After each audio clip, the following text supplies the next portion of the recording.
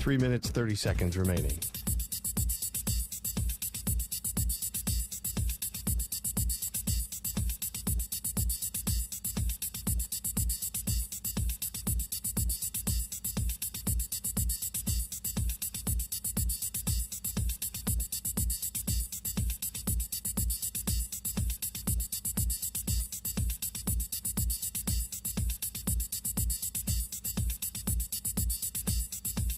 Three minutes remaining.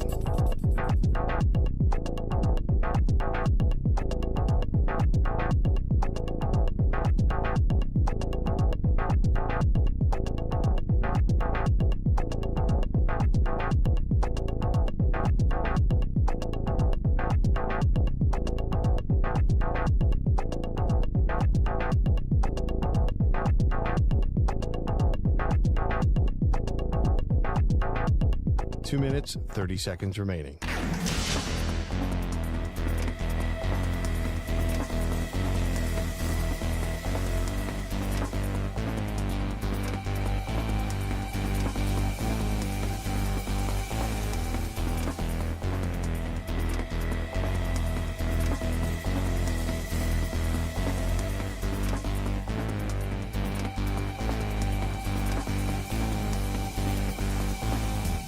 Two minutes remaining.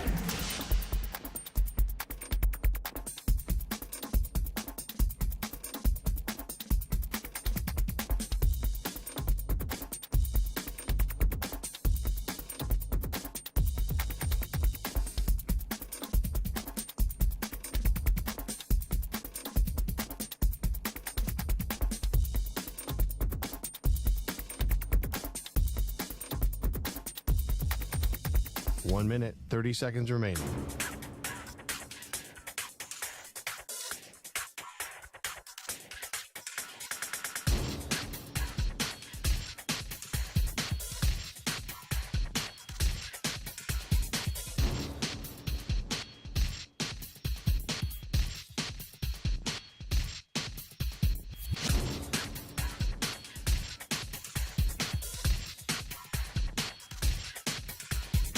One minute remaining.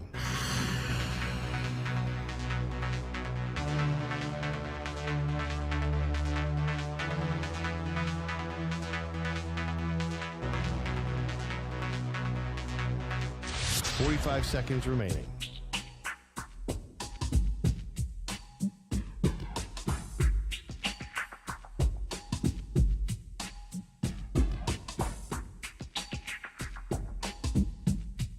Thirty seconds remaining.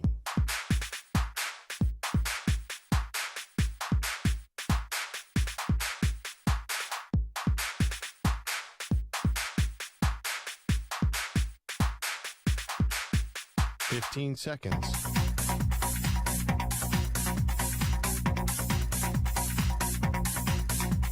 Break ends in 5 seconds.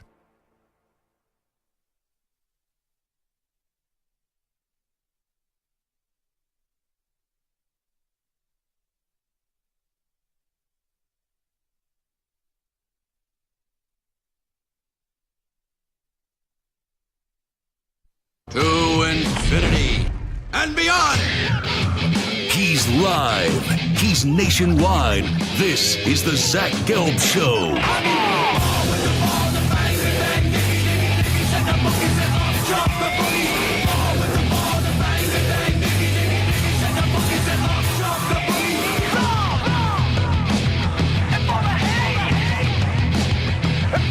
Here's your host, Zach Gelb.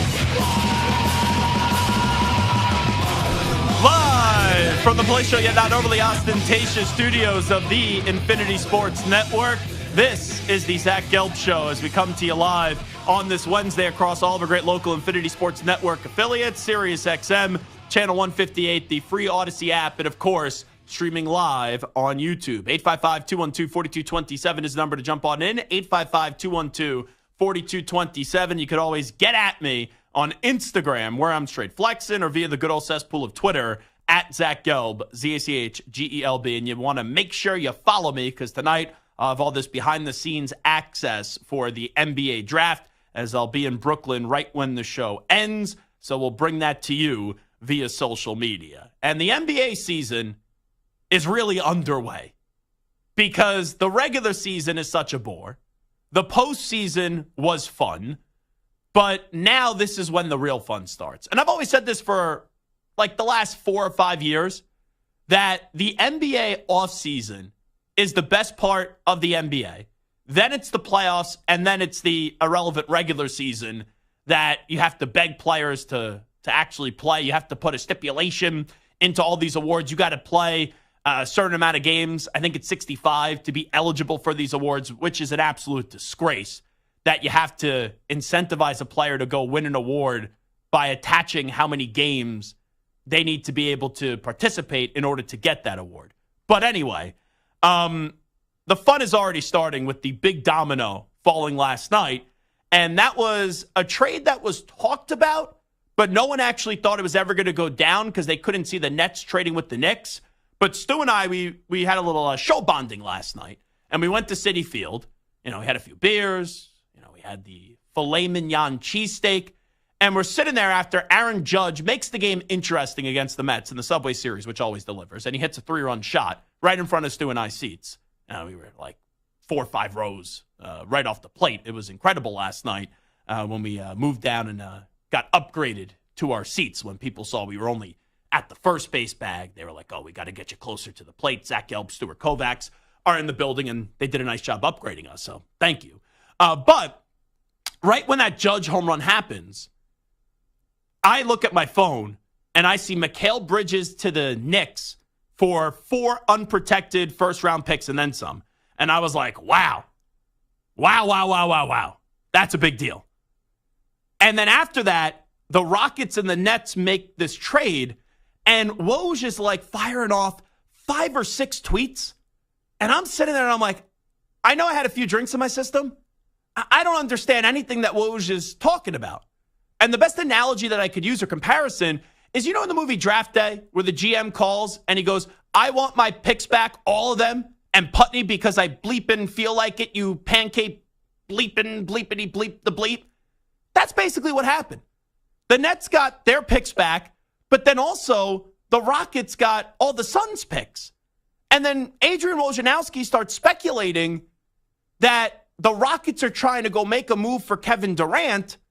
And if they can't succeed on Durant, since they have all the Suns' future picks that were originally theirs that went to Brooklyn in the original Durant deal to the Nets, if you could keep up with that then they'll maybe go explore Devin Booker. But the fun doesn't stop there.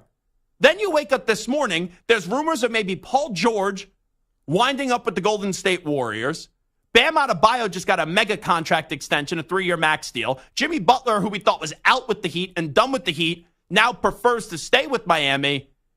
And that's how we basically start this Wednesday edition of the show. Now, I'll give you the details of the whole Rockets and Nets trade in just a second. But let me just make my main point right out of the gate, and then we'll circle back to it. I think Kevin Durant, and let me make this abundantly clear. I think Kevin Durant should have never left the Golden State Warriors. What happened with the Nets was a disgrace. What has happened right now with the Phoenix Suns is a disgrace. And instead of KD trying to angle his way to his friend in Ime Udoka, who's now the coach of the Houston Rockets, Kevin Durant should just suck it up. Kevin Durant should do what superstars do, and he should demand a trade from the Phoenix Suns and not demand to go to the Houston Rockets. He should demand to go back to the Golden State Warriors. And my main thing with Kevin Durant, when he originally did go to Golden State, he was playing the villain role. But then he didn't have the mental toughness to continue playing the villain role. He should have just gave all of us the middle finger and said, bleep you, not create all these burner accounts and go back and forth with people. And people were saying, oh, go win a real ring. All he should have done was stay in Golden State, just keep on winning. And eventually, all the noise, all the conversation would have gone away. Because when you go win 4 or 5 titles and you win a few more finals MVPs, people have nothing to say. But now the legacy of Kevin Durant is a complicated one because absolutely he is a top 20 player of all time. But you look at a guy like Nikola Jokic who's already won 3 MVPs, only 1 NBA championship and 1 finals MVP. and Kevin Durant has 2 NBA championships and 2 finals MVPs, I think what Nikola Jokic has done is more impressive because Durant already joined a great team.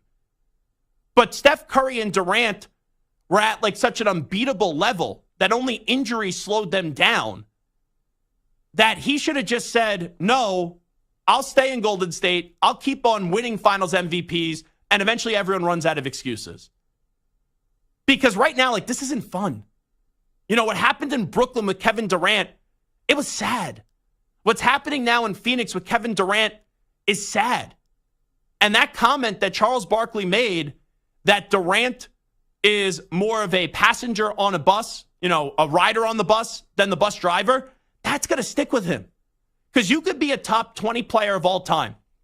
And you would think, right, if Kevin Durant is a top 20 player of all time, which he is, and we already know his place is solidified in the Hall of Fame, the Naismith Memorial Basketball Hall of Fame, but there's a difference of being a Hall of Famer, and you would think that being a top 20 player of all time makes you an immortal. But right now, I wouldn't consider Kevin Durant an immortal. Like right now, I look at the Kevin Durant legacy, and it's extremely complicated. He was phenomenal in Oklahoma City. He was phenomenal in Golden State. But he got caught up in how people perceive him and what people say about him. And if you wanted to be the villain, just be the villain. Give everyone the middle finger, keep on winning, and then people shut up. Because eventually you have so many rings on your finger and so many MVP trophies and finals MVP trophies in your trophy case, in your room of accolades, that no one can take away and try to say that your championships are no longer legit. Because remember what we said about Steph Curry, or some people said about Steph Curry. Until he won that last championship, oh, Steph's one of the greatest three-point shooters of all time, but he never had a finals MVP. Why didn't he have a finals MVP? Because Iguodala won the first one, and then KD won the next 2. And in a league now of dynamic duos, if Kevin Durant goes to the Houston Rockets to end his career, they're not winning a championship. They're not. And Golden State needs KD again. Now, you could argue that it may be better off for them to go get Paul George, and that's what they're trying to do. But if they can't land Paul George, and if Paul George says, hey, I want to stay with the Los Angeles Clippers, and if I'm Paul George, I'd much rather go to the Warriors than stay with the Clippers. But if he wants to stay with the Clippers, or maybe he goes elsewhere, I don't think he's going to go to Philadelphia, and the Warriors can't get him, then Kevin Durant should absolutely say, I want to go back to where I won the most in my career. And that's the Golden State Warriors. And you get the band back together, even though Clay would be leaving. Draymond's still there. And, you know, you could iron out those issues. But you have Steph Curry and you have Kevin Durant and you have a great dynamic duo. And it puts you in the conversation of them just being exciting again. And maybe they could find a way, if they stay healthy, to go back to an NBA Finals and go compete for a championship trophy. But if this is how it ends up going down, that after this deal between the Nets and the Rockets, where the Rockets allow the Nets in 2025 the right to swap either their first-round pick or Oklahoma City's first-round pick in exchange for Brooklyn's first-round pick, and the Nets also got Brooklyn's first-round pick in 2026. So basically, the Nets got their 2025 first-round pick back and their 2026 first-round pick. So the Nets are about to tank. But the Rockets, in 2025, received the rights to swap either their own first-round pick or Oklahoma City's first-round pick in exchange for Phoenix's first-round pick. They also got Phoenix's first-round pick in 2027, and in 2029, they got the rights for the more favorable of either Dallas's or Phoenix's first-round picks, in addition to the right to swap their own first-round pick for the less favorable of either Dallas or Phoenix's first-round pick. So basically, what the Rockets have said in doing this deal, the Nets, we're going to give you your 2025 and 2026 own first-round picks, which are extremely valuable because the Nets are going to suck. But we want basically all of Phoenix's picks that Phoenix gave up for Kevin Durant. That is the Rockets putting all their chips on the table and showing you all their chips and showing you the hand that they have and saying, we're pretty damn confident that we're going to be able to go get Kevin Durant or Devin Booker. But what does Kevin Durant going to the Rockets accomplish? I don't think it's beneficial for KD. And I don't really think it's that beneficial for the Houston Rockets. Like, if I'm the Rockets, I'd much rather have Devin Booker, who's younger, than Kevin Durant, who has had some injuries. He's in his mid-30s. And let's say Kevin Durant just teed off on the 16th hole. So you got to go play the 16th. You got to go play the 17th of your career. The 18th, then you walk off into the clubhouse. Like Durant probably has 3 holes left in his NBA career, let's just say. You know, if you want to use a golf analogy out there. But it seems like the Rockets making this push for Durant, it's kind of on brand of what the Rockets have been selling you the last few years, though. Because, Stu, I'm sure you remember this. Remember when James Harden was available, and you could say which time? And remember how ugly that James Harden departure was from the Rockets, right? People were accusing him of, like, putting on a fat suit. That's what it looked like, yeah. To get traded, because then he showed up with the Nets, and he was all, like, slim, and he was back to being thin. And there was all these stories coming out about the end of James Harden with the Rockets. There were reports recently that the Rockets really preferred and thought last year that they were going to get James Harden back. So the Rockets, clearly, they're not trying to construct a championship team. They're trying to construct a team, and they were 500 last year, that's just relevant and they could be in the mix. And Kevin Durant would put them in the mix, would make them a good team, but they're not winning a championship with Kevin Durant. So I'd rather go get the younger player in Devin Booker if you're going to give up all these assets. And Booker's under contract for a few more seasons, like 3 or 4 more, I think 4 more seasons. And Durant only has 2 years, including this year. So it's this year into that number 2 on his deal left. So, like, I kind of look at this. Yeah, Durant will that end his career, you would think, with the Rockets because of his respect and love for Ime Udoka. But what, like, he's trying to go win 50-something games next year and get bounced maybe after the first round of the playoffs? Like, maybe you win one round and that's it? Like, they're not going to conference finals with Kevin Durant. So those are the few things that are on the NBA radar right now. It's, will either KD or Booker wind up with the Rockets? The Rockets have set the table to try to get a deal done with the Suns. Will the Suns comply? That's the other part. Because the Suns have been quick, and they should publicly, right?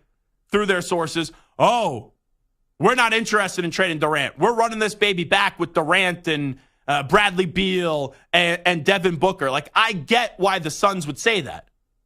But then Stephen A. Smith was on ESPN earlier this morning. He said, regardless what the Suns are telling you, they're ready to move on from Kevin Durant right now. But if that's the end outcome, Durant to the Houston Rockets, it's like, so what? Like, that doesn't do anything for Durant. And for the Rockets, it makes them better. But that's not a long-term move that you give up all these assets for, because it's a short-term move with Kevin Durant. And you're not going to win a championship. And that's why I go back to Kevin Durant, if he was smart. Kevin Durant, if he could just check his ego at the door, wouldn't be trying to push a trade to the Houston Rockets to be with his buddy and his friend, who's now the coach of the Rockets, and Ime Udoka. If Kevin Durant was smart, he would say, ever since I left Golden State, people have looked at me differently. Brooklyn was a disaster. The Suns, now a disaster. So suck it up, go back to Golden State, reconnect with Steph Curry, and try to go be a great dynamic duo once again that puts yourself in a chance to at least compete for a championship. And that's my biggest gripe with Kevin Durant's career. He was great in Oklahoma City. He then made a move that was controversial, going to Golden State. He wanted to be the villain, right? By making that move, he knew what came with it. He won 2 championships, 2 finals MVPs. But then because he was sensitive to the criticism and people saying, oh, go win a real ring, he tried to on his own. And he's failed in Brooklyn. He's failed in Phoenix. So go back to Golden State instead of trying to push your way to Houston. And I would respect it, because what you should have done is just ignored the noise and embraced being a villain. And by now, you would have had more than 2 championships. You probably would have had more than 2 finals MVPs.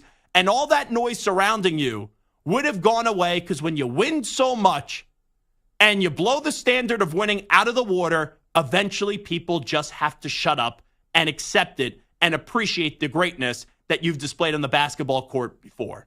But right now, Kevin Durant is a top 20 player of all time, but with a very confusing legacy. Because that Charles Barkley comment really does stick with Kevin Durant. And it overshadows Kevin Durant's career, where he's a two-time Finals MVP, a two-time champion. But ever since he left Golden State and tried to be the lead guy, right, and go build his team in Brooklyn or with Phoenix, he's failed. And it's very sad that now the Durant career could potentially end with the Rockets if this trade goes down. Going to Houston is just pointless and a waste of all of our time. It is the Zach Gelb Show on the Infinity Sports Network. We will take a break. We will get into, on the other side, the first domino that fell. And it's the New York Knicks trading for Mikal Bridges. Do you view the Knicks as a championship contender right now entering this season? 855-212-4227, 855-212-4227. It is the Zach Gelb Show on the Infinity Sports Network. You're in a 5-minute break.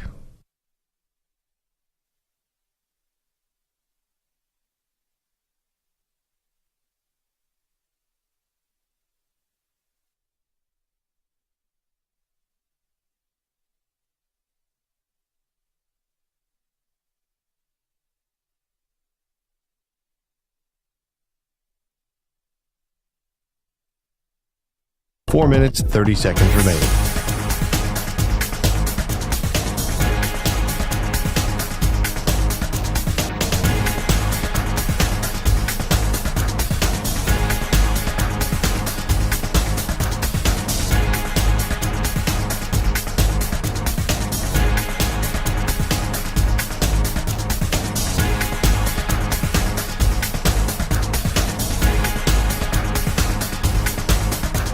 Four minutes remaining.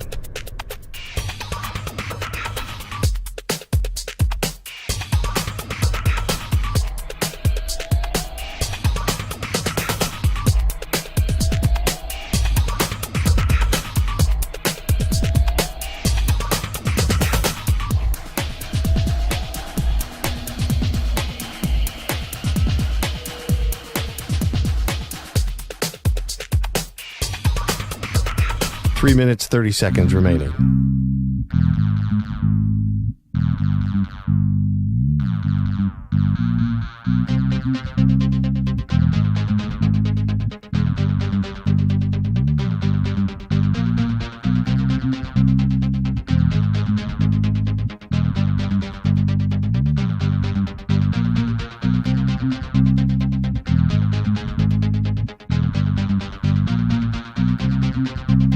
Three minutes remaining.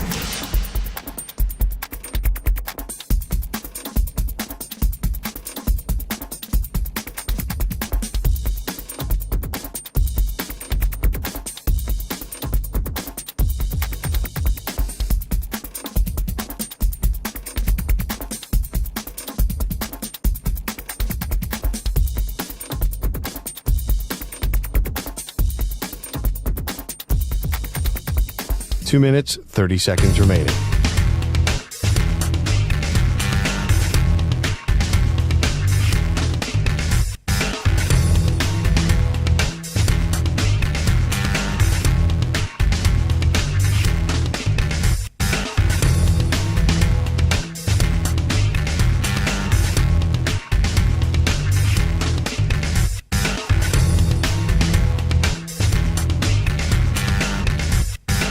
Two minutes remaining.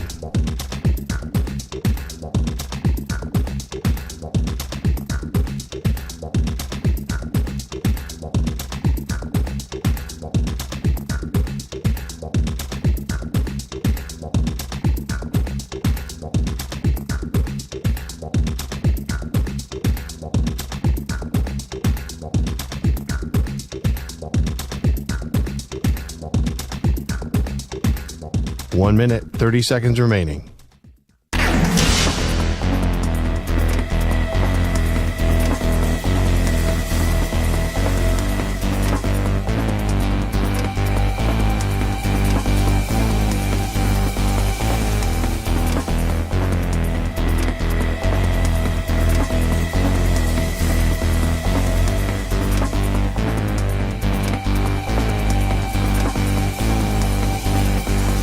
1 minute remaining.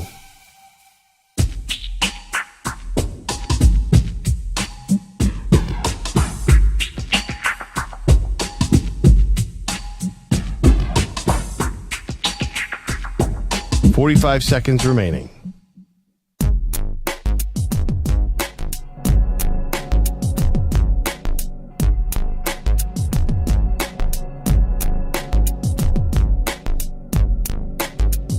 "30 seconds remaining.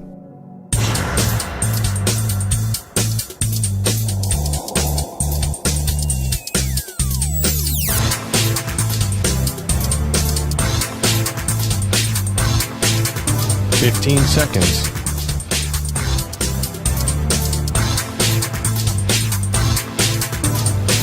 Break ends in 5 seconds.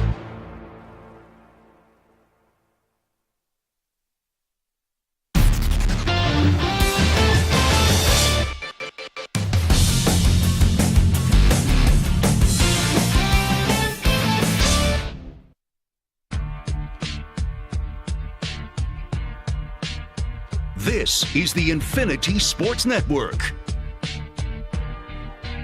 All right, welcome back in. It is the Zach Gelb Show on the Infinity Sports Network. So we opened up the show with the deals that have happened so far in the NBA. Mikal Bridges finding his way to the Knicks for 4 unprotected first-round picks and then some. The Rockets giving back the Nets their picks and the deal from originally with James Harden, and the Nets basically giving the Rockets the Phoenix Suns picks, and now all the speculation from Adrian Wojnarowski, Stephen A. Smith, Windhorst, and many more is that the Suns are maybe going to trade Durant to the Rockets. That's who the Rockets are gunning for. And then if that's unsuccessful, then maybe they're going to turn their attention to Devin Booker. There's rumors about Paul George potentially being on the move to the Golden State Warriors. Bam Adebayo has signed an extension, a 3-year max with the Heat, and Jimmy Butler now reportedly wants to stay. You know, it's kind of funny in the coverage, too. I'm going to the draft tonight, but in terms of the players in this draft, all the talk is about Bronny James, who is not going to be picked in the first round and is going to go in the second round. And now it's 2 days of coverage on ESPN, which is absolutely ridiculous. We don't know who's going to be the number 1 overall pick, so there's some intrigue. You know, Donovan Clingan is someone that we know, and I hope he winds up with San Antonio because it'd be fun to see Wembanyama with Donovan Clingan on the same team with those 2 big athletic freaks and the way that they block shots down low. And it would be so tough to try to score up against the San Antonio Spurs if you do get Donovan and you do get Wembanyama.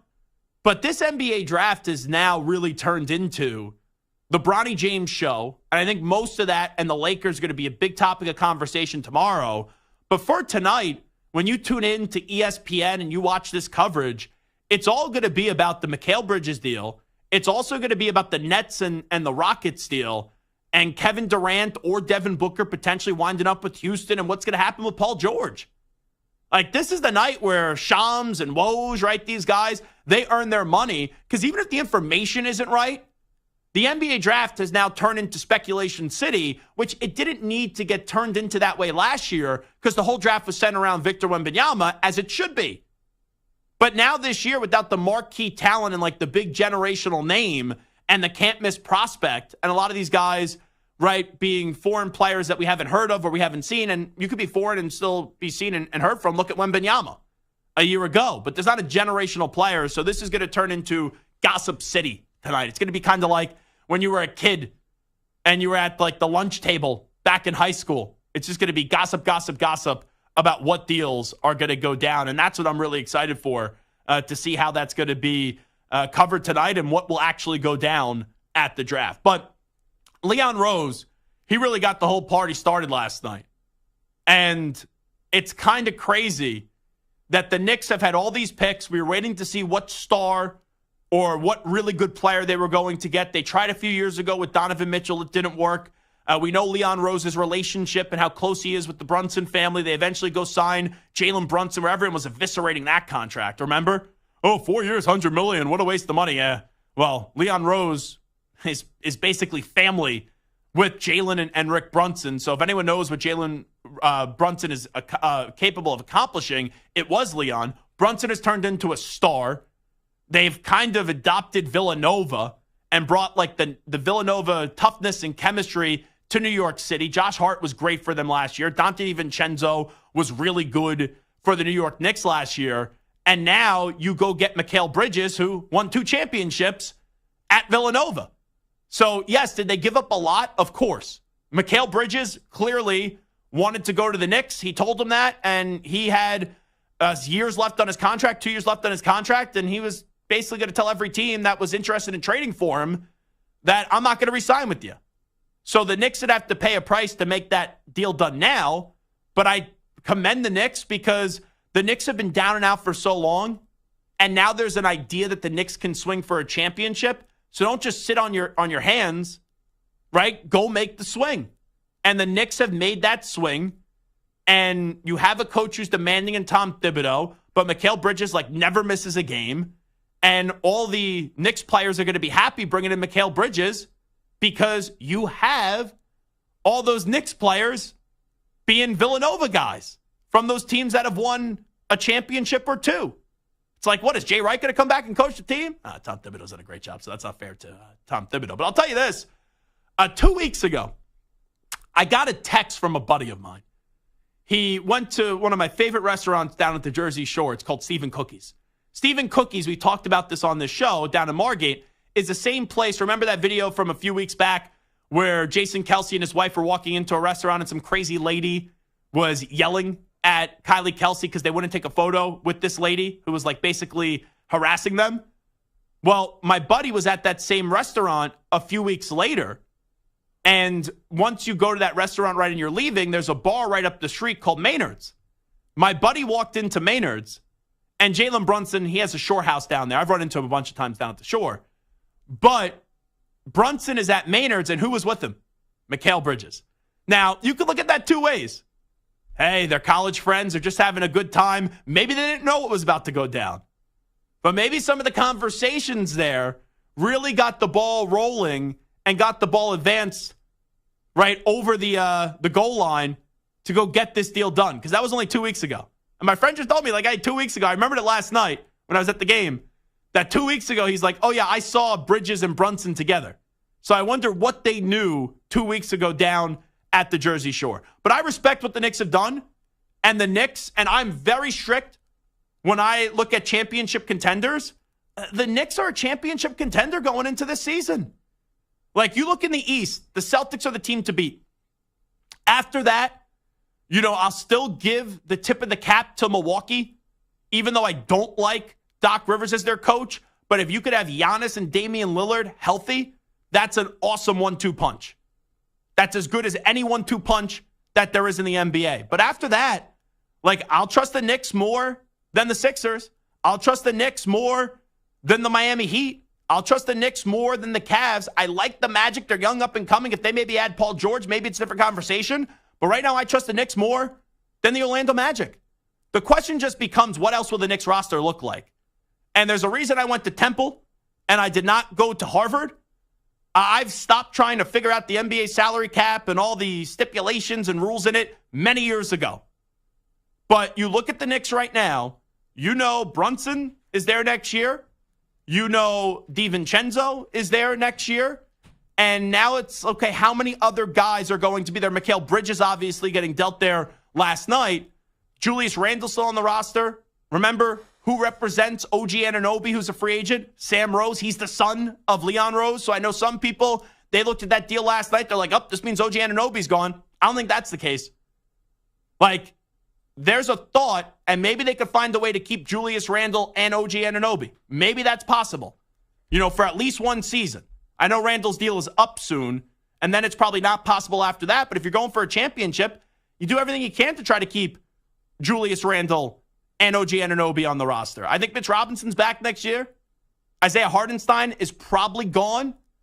But if you said to me, Zach, from this Bridges deal, one is going to go, and it's either going to be Julius Randle or OG Anunoby, even though Anunoby is a free agent, I think he's back.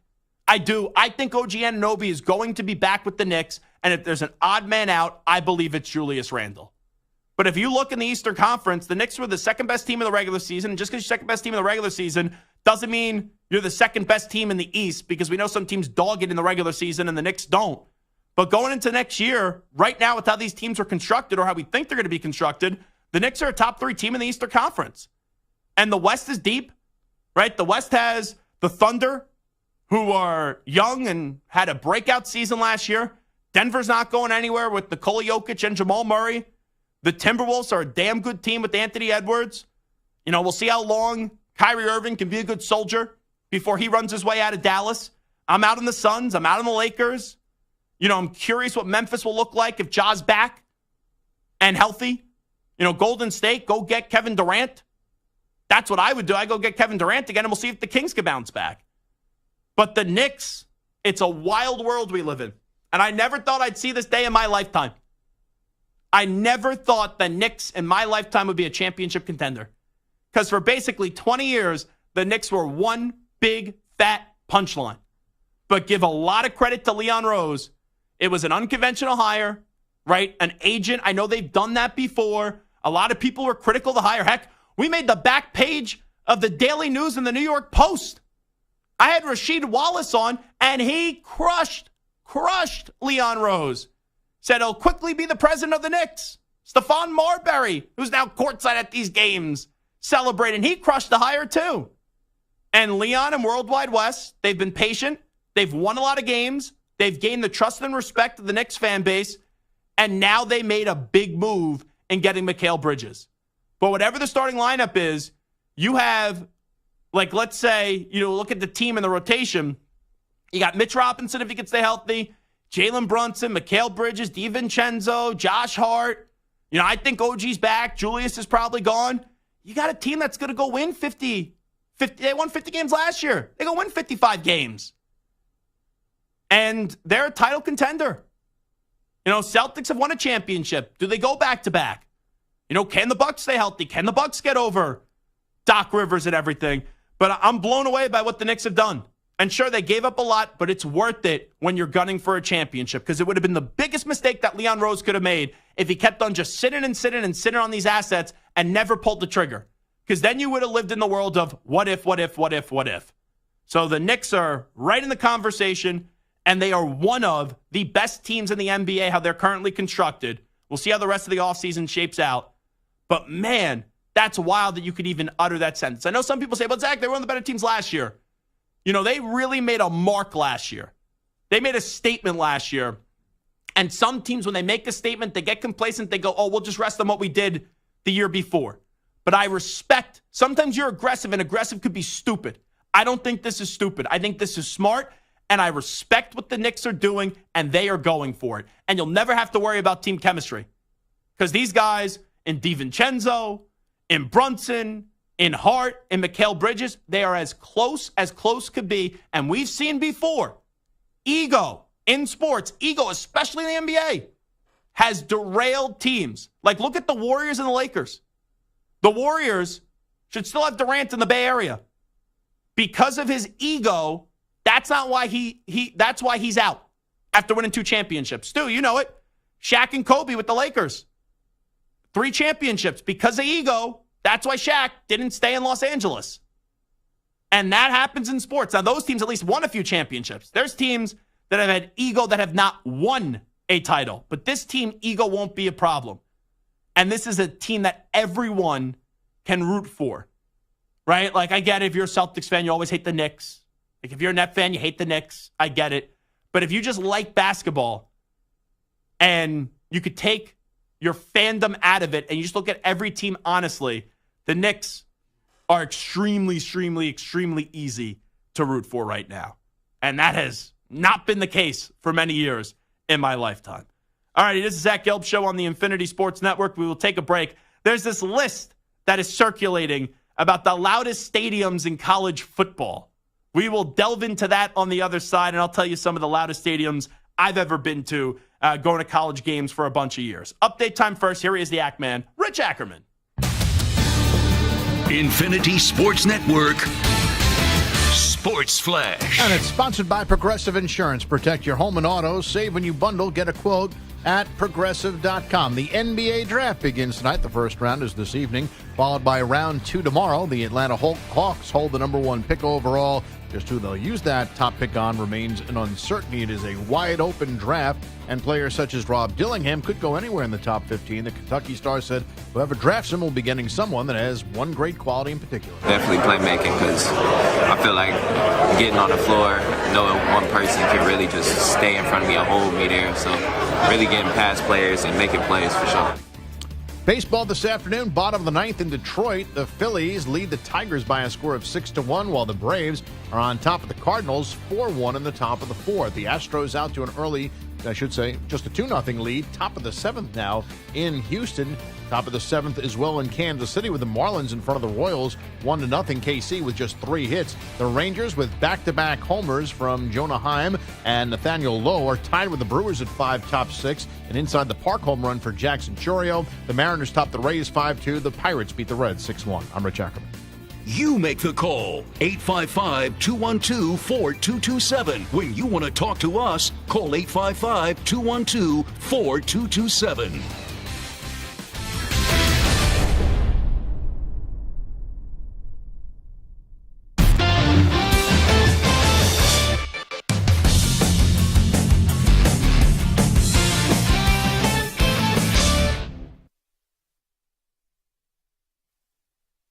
You're in a 5-minute break.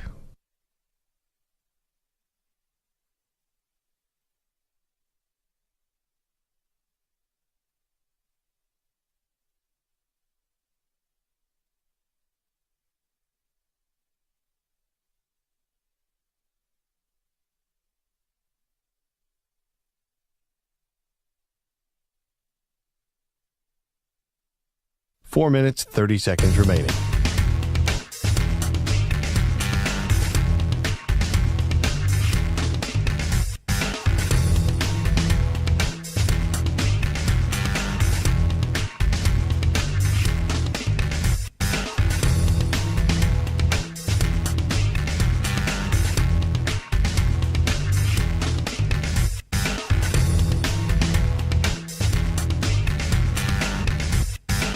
Four minutes remaining.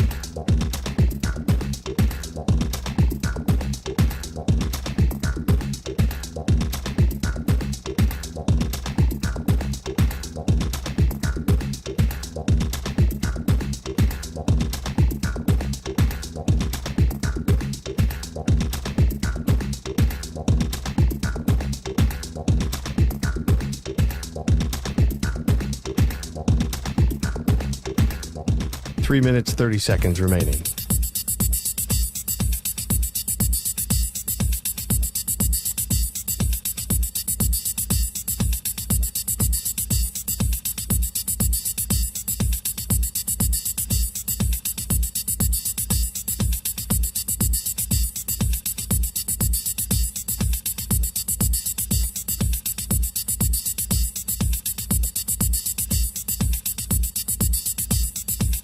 Three minutes remaining.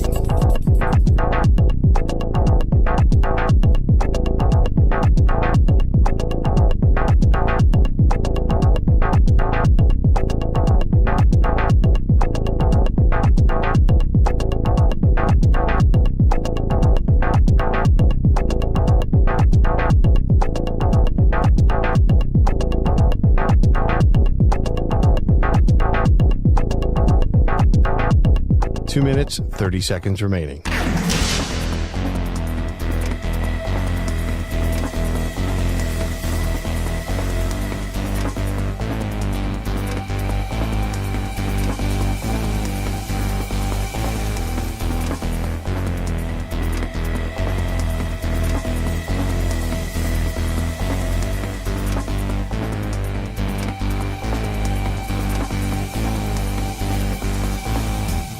Two minutes remaining.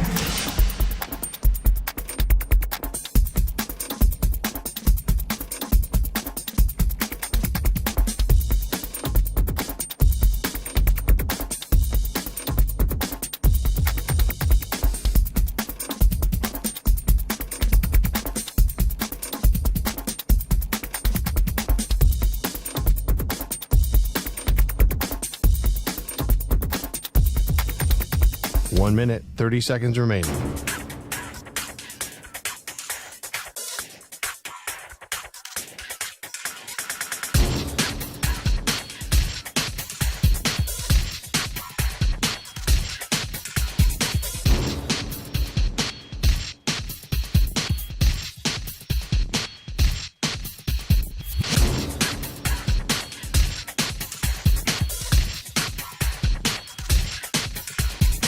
One minute remaining.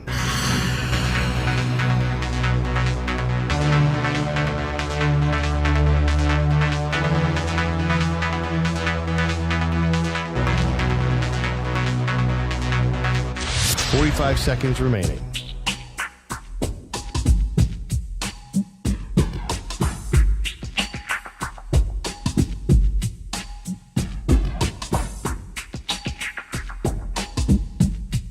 Thirty seconds remaining.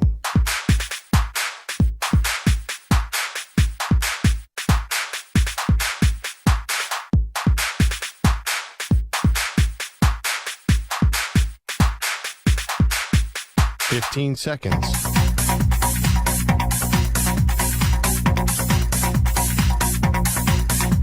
Break ends in 5 seconds.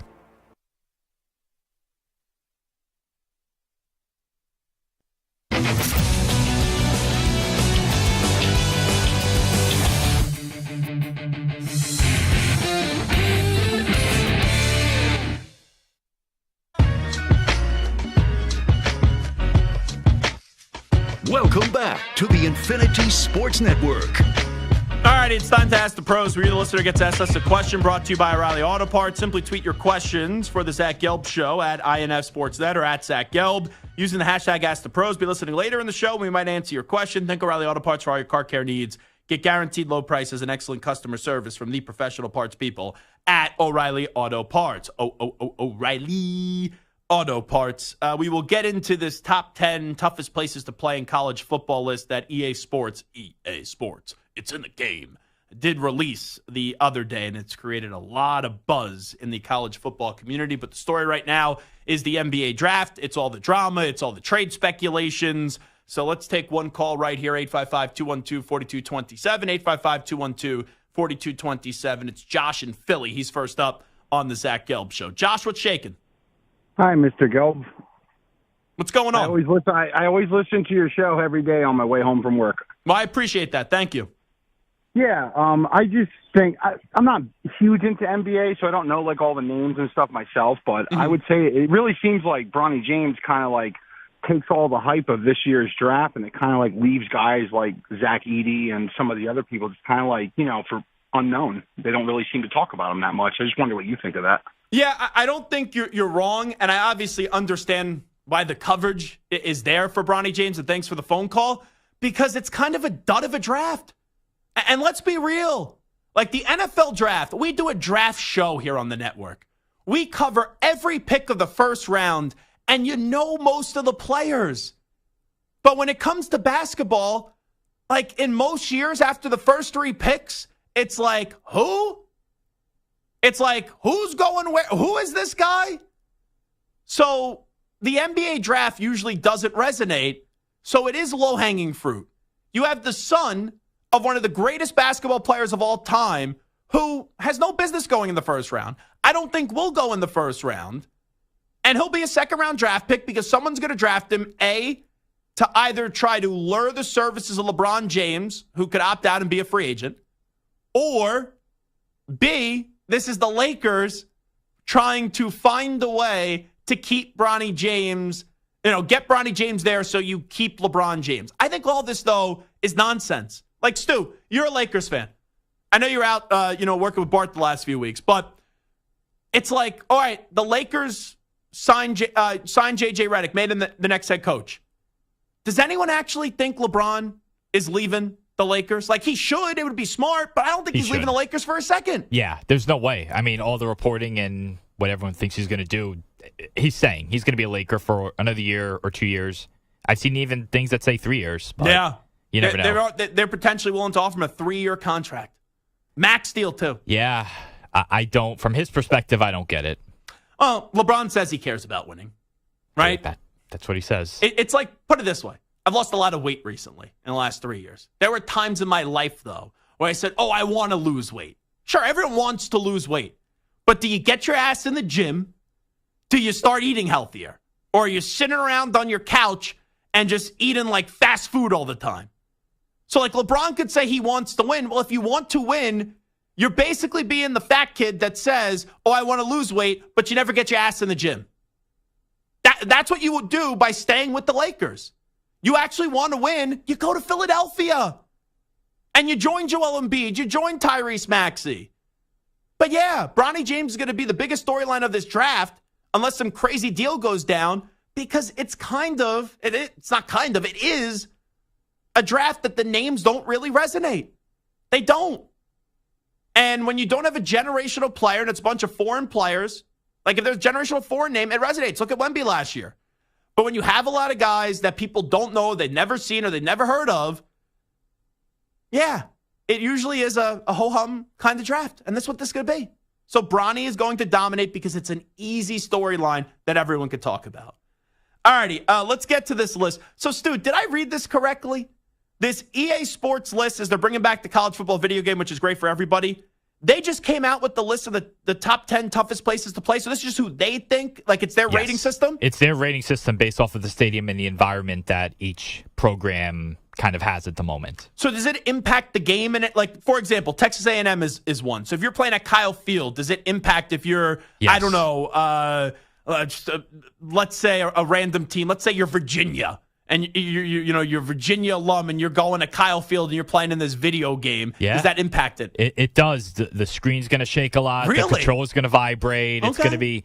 I think some of the players, like based off of their ratings, like if they have like a less like awareness rating, like they're going to like run different routes and just kind of stuff like that, where it's going to make it hard if you play a team like that. So when you and Anthony Gallo are staying up late at night playing the college football video game, you could be astute, Stu, by maybe picking A&M, even if they're not the best team, because you know Gallo will go into that game and be like, bro, I'm playing with LSU. I'm the better team, but my controller's shaking. It's shaking. I don't know what's doing. Stu, the controller's shaking. What's going on? I may have had something to smoke, and I may be out of my mind a little bit, but the controller's shaking. What's going on, Stu? I guarantee you guys will have that conversation. Yes, this will be a conversation that we have multiple times, and I believe it carries over to the dynasty mode too, so you can kind of build your team up to have a better atmosphere 10, 15 years down the road. Is the dynasty mode when you pick the coach? Yes, and you could be the coach of Alabama, you could be the coach of, wherever. You got to start at a small school, though. Got to do it. Yeah, it's a must. Like I started at Temple during the pandemic when I fired up the old college football video game. And then I think I worked I forget where. That became a big trend because of Big Cat, right? And it's how that guy Doug's at Barstool, because Big Cat just like, let me create a big-looking football coach. And this guy Doug's is sitting out there somewhere. He's like, that guy looks like me. And then he ended up having a few-year run at Barstool. But the top 10 toughest places to play in college football. 10 is Florida. 9 is Florida State. 8 is Oklahoma. 7 is Camp Randall with Wisconsin. 6, of course, Beaver Stadium at Penn State. Hickey's probably like claiming, that's a championship for us. Top 10 toughest places to play in college football. We can't win a big game to save our life, but our fans are loud. Then you have Georgia, Ohio State with the horseshoe, LSU, Alabama, and A&M. I would have thought LSU would have been one. I've been to some great college football environments. I've been, Army has a great stadium. I've been, and I know that's not the first one that people are expecting me to name, but I've been to Nebraska. Great environment for a game. The team just has sucked for such a long time. I've been to Notre Dame. So prestigious, right? You just feel like you're in like football royalty. I've been to the Big House for Michigan, Ohio State, one of the greatest environments. I've been to Happy Valley, even though I can't stand Penn State, and I think their fans are like members of a cult. I will say Penn State, great place to see a game. Great place to see a game. And look, we have I forgot, Chris Hess. Just when I thought I got away from one of those Penn State propagandists working with Hickey, Chris Hess is here, and he's a proud alum of Penn State. You're probably popping champagne because Participation State University has just turned into tell everyone how great the whiteout is and how loud our fans are, and James Franklin can't win a big game to save his life. Well, I'm not going to go that far. I will say this, though. Number 6, I think that's bogus. Why? I think, if anything, they should be number 3. LSU not being 1 is a crime punishable under the death penalty. I'm sorry. That's the truth. God's honest truth. I wouldn't even put Penn State at 2. I'd put Oregon at 2. Ooh, Oregon's good. I thought Utah should have been on this list. That's a solid pick, too. I'm surprised Michigan and the Big House is not there. That's a great environment. And maybe that's because for a decade they were kind of ass, and then they started to really get going the last 3 years again. So maybe that's a little recency, because you could have 110,000 people. If the team sucks, the environment's going to suck. All right? That's just the reality of the situation. But recently, like, I went to Ohio State, Michigan this year. Heck, Clad of Fox, who does all the games, he was crying when you had the offensive lineman, Zach, go down with the injury, and the whole stadium, they weren't chanting for me, but they were chanting, "Let's go, Zach! Let's go, Zach!" He was crying. He said it's one of the greatest environments he's ever been to. You know, Brady Quinn has said that before. He played at freaking Notre Dame. Notre Dame! So I'm surprised. I know you Penn Staters, you hate Michigan, and I know you hate Ohio State, but Hickey was telling me yesterday he doesn't think Ohio State should be in the top 10, and he thought EA did the right job not putting Michigan in the top 10. I would put Michigan in the top 10, but not Ohio State for the sole purpose of Ohio Really? State. I would, because those fans are crazy. They are crazy, but they're also whiny and entitled. Oh my God, the Penn State fans saying a fan base is whiny and entitled? See, I'm not a Penn State propagandist like Hickey you is. are. I will admit when they stink. I will admit when they stink, and I will also admit that Penn State has been a 10-2 team for the past, 50 years. Yeah. And the old regime was okay with it, and now all of a sudden it's a problem. Stu, is there a stadium or two that you think should be on here that isn't? I mean, yeah, I'm looking. I actually have the list 11 to 25 as well. Oh, do you? Give them to me real quickly. I know we're up against it. So Oregon's 11, Clemson 12, Tennessee 13. Clemson should have been on there. Tennessee 13. Even though I hate Dabo, but go ahead. This is one I think should be higher. Auburn 14. Yeah. South Carolina 15. Michigan 16. Virginia Tech 17. Utah 18. Texas 19. Iowa 20. Notre Dame 21. Michigan State 22. Arkansas 23. Boise State 24. And Mississippi State 25. Wow. Where was Texas, you said? What was the number? 19. 19. That should be higher, I think. That's a blow to the ego of the Longhorn fans. All I'll say is EA Sports didn't go horns up there. They went horns down. That's what they did. Horns down. I actually may file a lawsuit against the great Brian Jones, who we love, BJ, at the Super Bowl when I did horns down in front of his face, because all the Longhorn fans get so sensitive to that. And I was just joking with him. You know, he kind of hit me pretty hard. I was a little concerned. Maybe thinking about filing a lawsuit. Yeah, I thought Utah should have been in, and I thought Michigan. Those are the two that really jump out to me. Oregon's a great one, too. That's a great environment. And you know what? Let's show a love to the little fella a little bit. What about Boise State? What about Washington? Good environment. Let's see what happens when they're not in the national championship game. But Washington is a good environment. All right, it's Zach Gelb Show on the Infinity Sports Network. Vince Wilfork will join us next.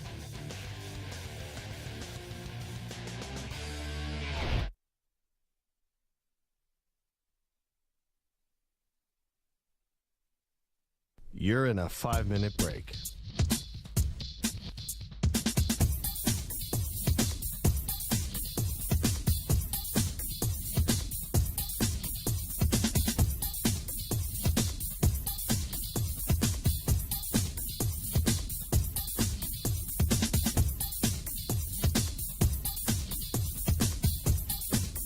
Rock and rolling, it is the Zach Gelb Show on the Infinity Sports 4 Network. minutes, 30 seconds remaining.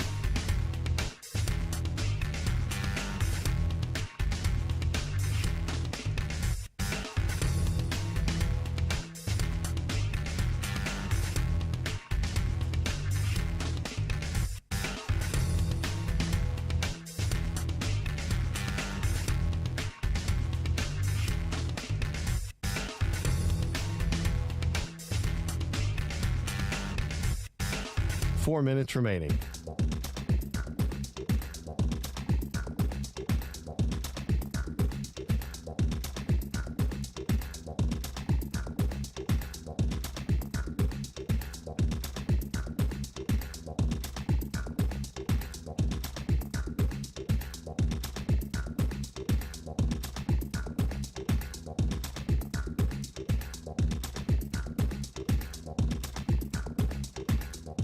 3 minutes, 30 seconds remaining.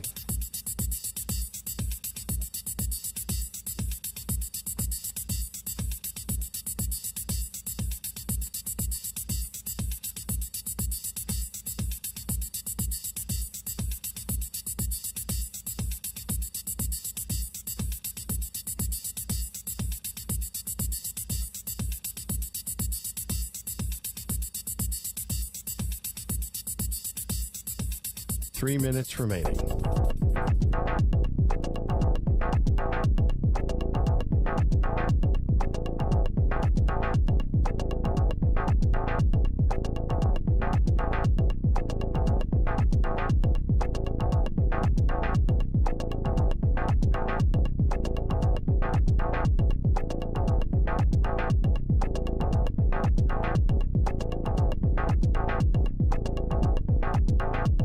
Two minutes, 30 seconds remaining.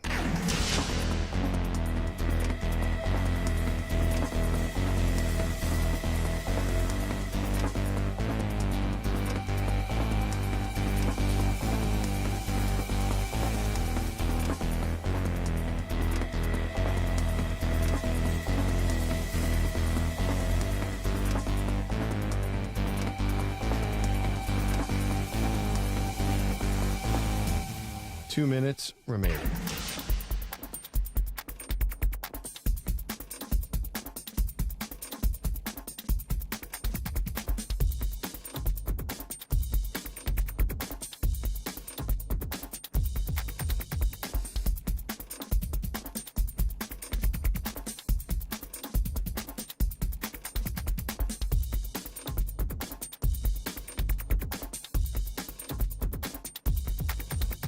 One minute, 30 seconds remaining.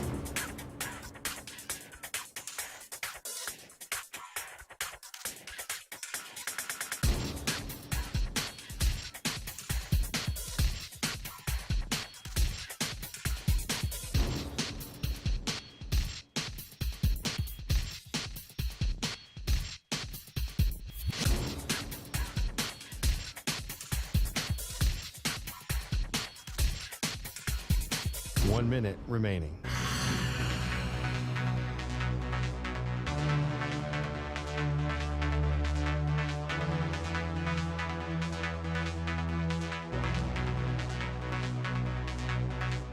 Forty-five seconds remaining.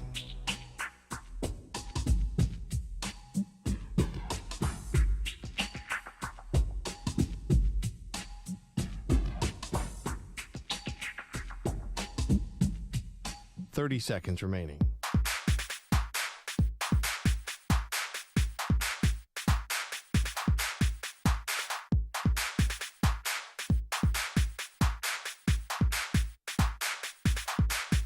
Fifteen seconds.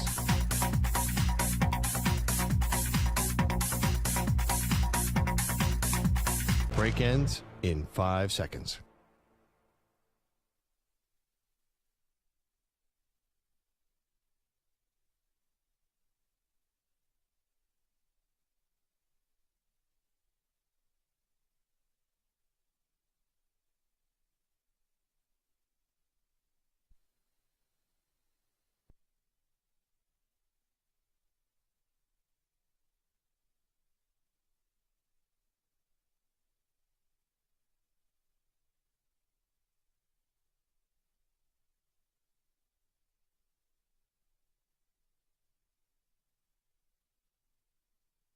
Rock and rolling, it is the Zach Gelb Show on the Infinity Sports Network. I often don't wear jerseys on the air, but I had to throw on during the commercial break my number 75 Vince Wilfork jersey, because now joining us on behalf of Kingsford is Vince Wilfork himself, and he's teamed up with Kingsford to officially teach Jason Kelce how to slow down and create memories around the grill as he begins his retirement. Check out the hilarious new video of Vince and Jason on their social media channels, and it's an honor to have Vince Wilfork on the Zach Gelb Show right now. How you doing, Vince? I would call you a big fella, but you're looking good these days, my man. I'm doing good. I can't complain. Feel good, look good, you know? Especially when you have to wear those overalls. I always know when you were in, especially with the Texans at the end of your career, you like to wear those overalls. But that video you put out with Jason Kelce, man, you guys are rocking those overalls pretty well.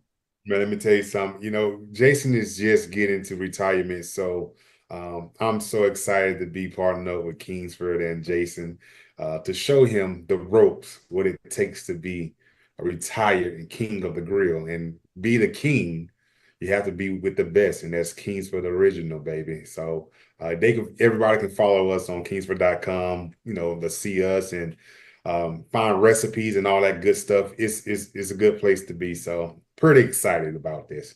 It's kind of crazy looking back at it. Your last year in the NFL was 2016. It doesn't seem like it was that long ago. It seems as if your career literally has gone in a blink of an eye, and we know one day you're going to be deservedly in the Pro Football Hall of Fame. But outside of giving Jason some tips around the grill and making sure that he cooks the ribs the right way, what advice would you give to him about transitioning into this lifestyle now of no longer playing football and being actually on the football field?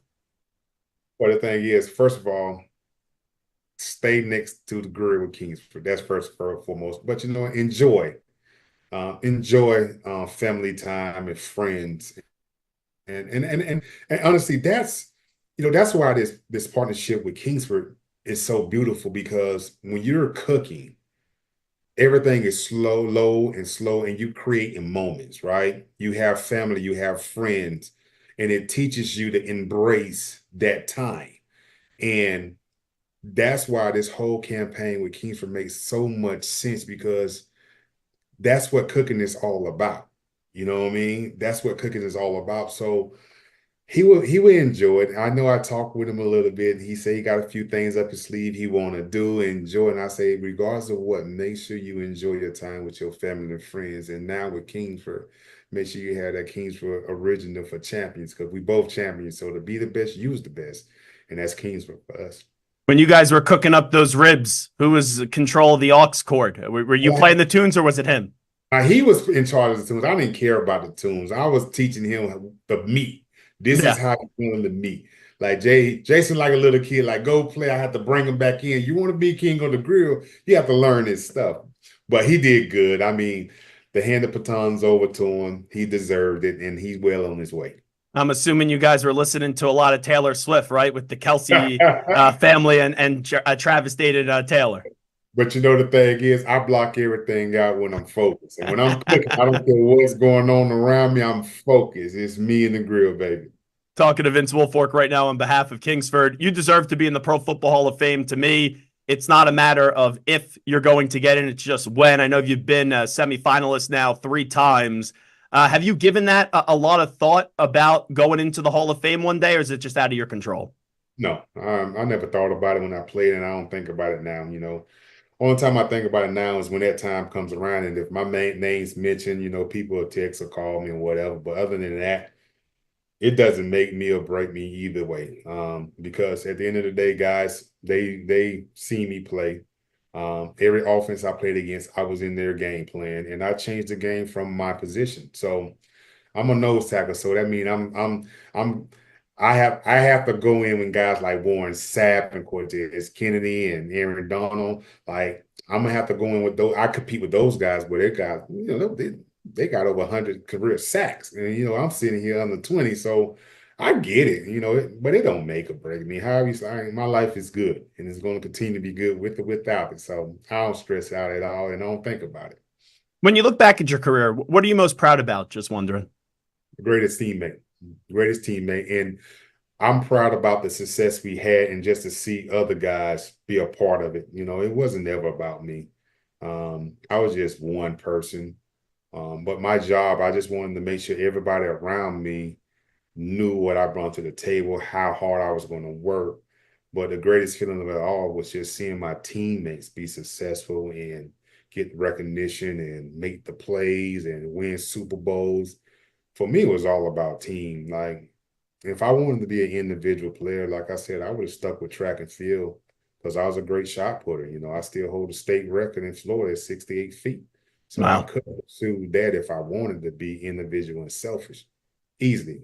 But I chose football because I love the camaraderie. I like the team atmosphere, and it's winning together as one. So, and a lot of people have been taking shots at your ex-coach Bill Belichick the last 2 years, and it was nice to have you guys all back in the building for Tom's induction into the Patriots Hall of Fame. And that reaction Bill got from the Patriot fans, the standing ovation was very special. Just how do you kind of reflect on your time playing for the great Bill Belichick?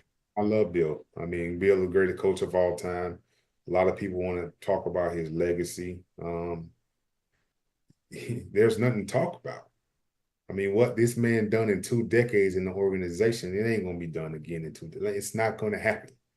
To be able to be coached by the greatest and be able to play with the greatest quarterback of all time, I'm blessed. And we've had a lot of guys that come in and out. We had a lot of great teammates. But when I can sit and tell my kids and my grandkids, I played for this guy and this was my quarterback, these guys are going to be in the history books, so doing something that's unheard of. So I'm very happy and I'm proud of that, looking back at my career, just understanding the type of people that I was around and surrounded myself with and played with was pretty awesome. And we just went through this past year with Tom Brady being retired now. Bill no longer in New England and didn't get hired this past cycle. He's out this year. Is that going to be surreal when you're watching football maybe in the fall and Bill Belichick isn't on an NFL sideline? No, because Bill coaches don't play. It's not like guys look at a football team because they want to see what coaches over there. They following the coach. No, I follow the team. So because of how you slice, I love Bill and I love all my teammates I played for. But when I look at football, I'm looking at the Patriots and I'm looking at the Texans or I'm looking at whoever. That's what I'm looking at, not a coach. How about the current state of both those teams you played for? The Patriots, they're welcoming in Drake May, and the Texans, man, D'Amico Ryans was awesome in year one. C.J. Stroud, Will Anderson, they really got things cooking up in a good way in Houston. Yes, Houston has gotten to that winning culture. They found it. They figured it out. And I always knew that it wasn't never lack of talent. It was just figuring out what works for them. What type of winning culture, what it looks like and what it feels like. And I think everything they've done for the past 2 years, it's like, okay, now they're to the point where they can be a top team. So now they have to build. So I'm excited to see what they're going to do this year. I got them going far. Like I love the quarterback pick. I love Diggs coming over and they starting to make some things happen in trades and free agency and this, that, and the other. They're putting this team together like it's supposed to be put together, and they're going to see that's what it takes to win. It takes that. So I'm waiting for them to finally get a Super Bowl brought back to Houston because I know this city, they will tear some stuff up in a good way. Yeah. Super Bowl coming to Houston for the first time because they don't know what it's like. As far as New England, they're the rebuilding stage. I think, they picked their quarterback. They think they have a franchise. They spent the number 3 pick on him. I like what he brings to the table. It's going to take a little time to get him going, but I think he's in good hands with Gerard and Van Pelt offensively. So it's up to him to learn it, get the reps, and when he's comfortable, when they're comfortable and they feel like he's ready, he'll be forced to play. So I'm excited to see both of my old team, see how they respond, because Patriots is basically where Texas was 2 years ago. You see what I'm saying? And D'Amico Ryans, he came in and he turned that ship around. He got that team to play for him. But I see very similar to what's going to happen in New England. I think that Mayo's going to turn that team around and they're going to want to play for him, but it's just in a tougher division. Would you ever be interested in coaching if maybe Gerard hit you up? No. I'll come help him with some stuff. I'll be a week up there with him or something, but coaching, nah.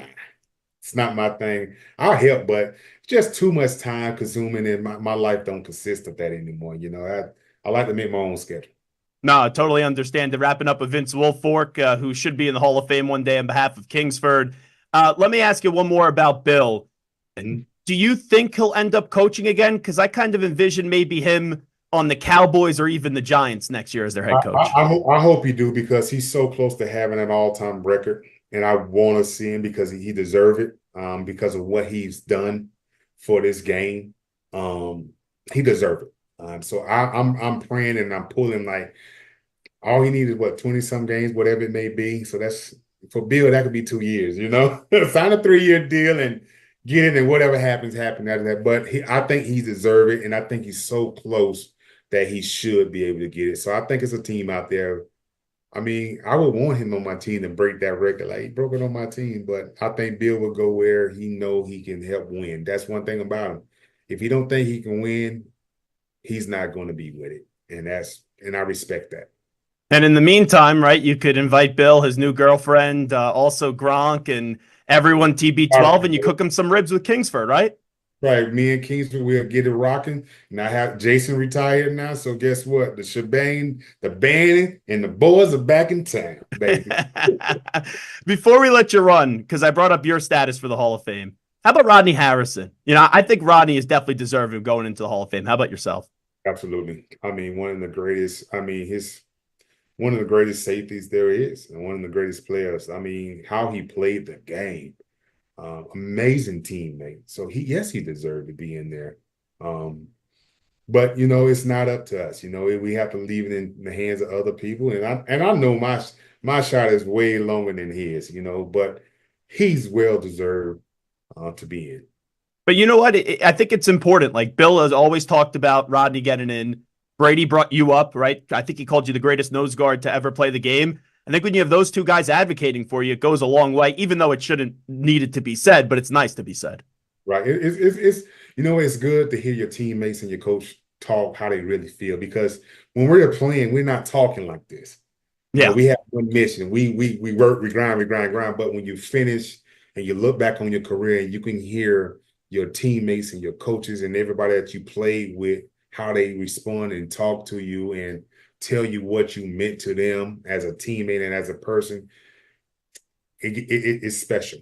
It's special. So it's good to hear those things, because a lot of times we don't hear playing from our inner circle, because we have a job to do. But now you can kind of pat yourself on the back and be like, I was a good teammate and I did accomplish a lot of stuff and I did do this. So it's okay. Last thing I'll ask you, you believe in a Mario Cristobal at your alma mater with the U?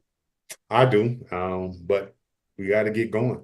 Like, we have to get going. I don't think it'll take a long time for us to get back to where we were. I mean, sure. Because college football is just so different now.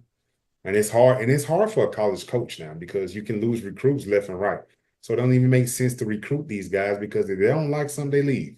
So it's hard for a college coach nowadays. But I believe in him. He knows what it takes to be a winner. He's a hurricane. So hopefully that can start spilling over and start showing in our play.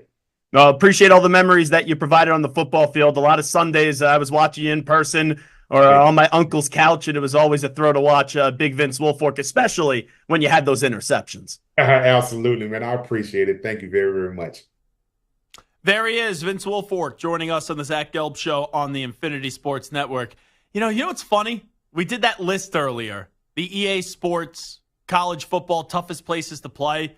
A&M was 1, Alabama was 2, LSU was 3, Ohio State was 4, Georgia was 5, Penn State was in at 6, Wisconsin was 7, Oklahoma was 8, Florida State was 9, and Florida is 10. Like, you look at the Miami games now, no one goes.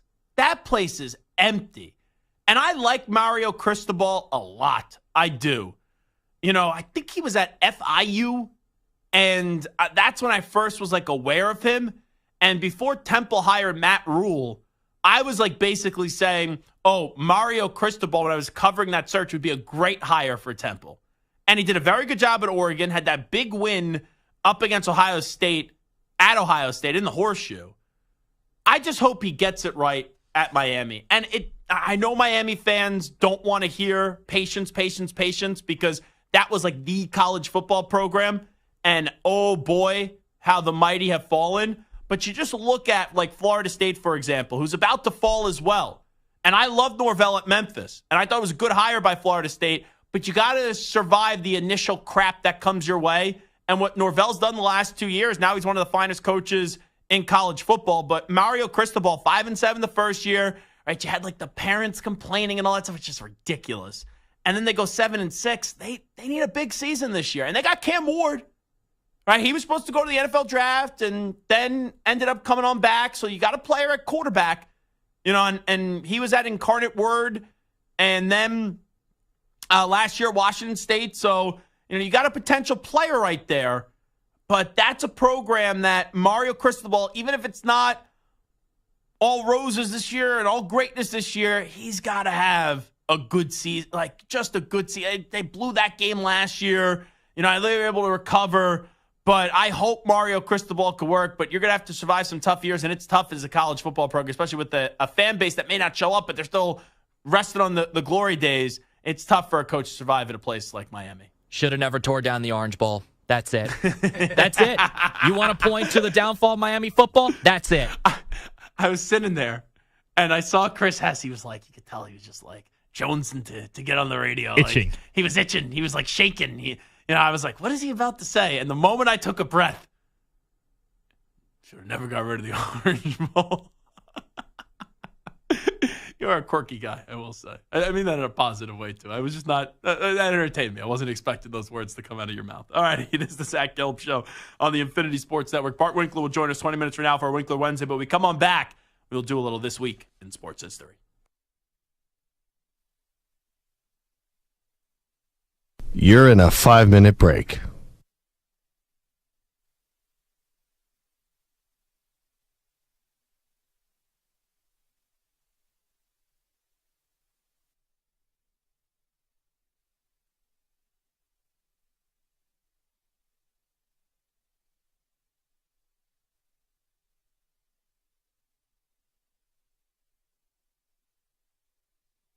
Four minutes, 30 seconds remaining.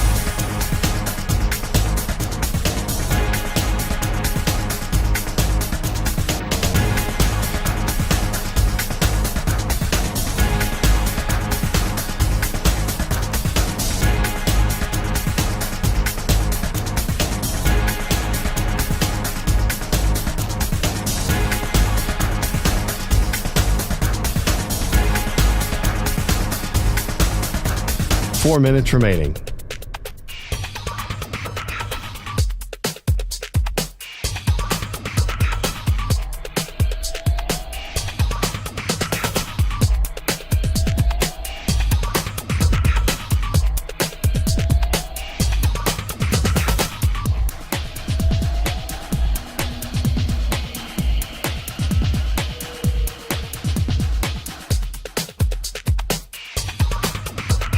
Three minutes, 30 seconds remaining.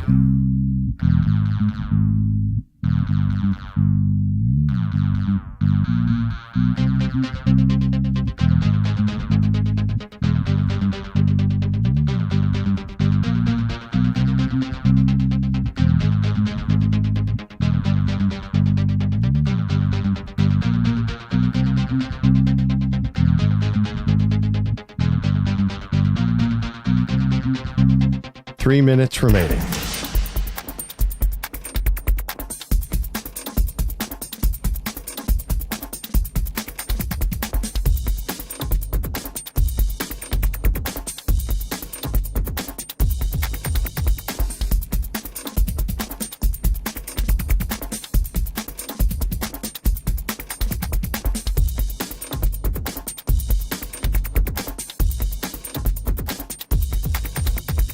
Two minutes, 30 seconds remaining.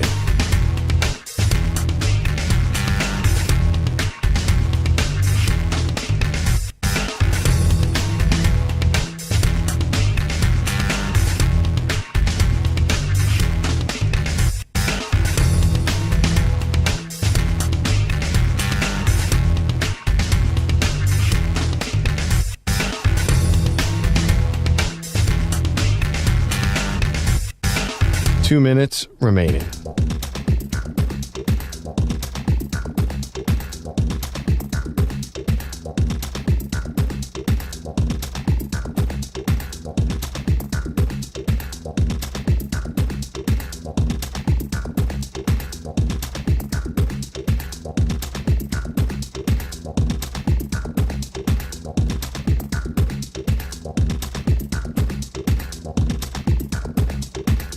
One minute, 30 seconds remaining.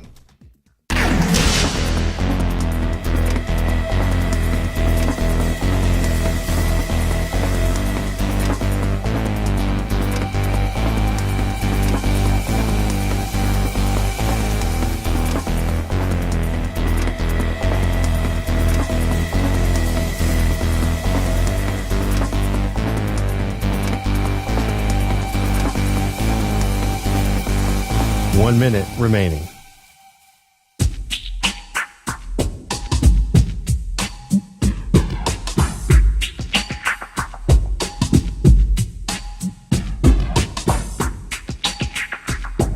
"45 seconds remaining.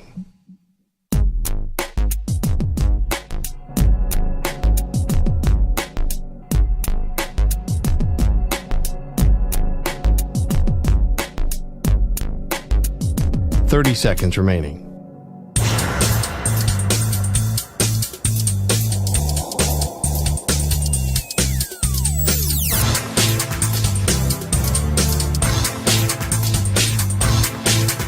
"15 seconds.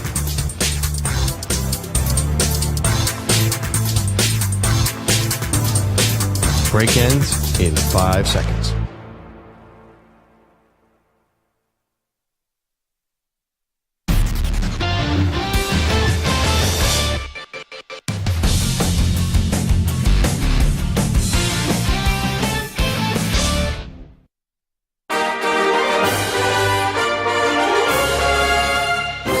Fire up the time machine. I don't believe what I just saw. We take a look back at the biggest moments in history on another edition of This Week in Sports on the Zach Gelb Show.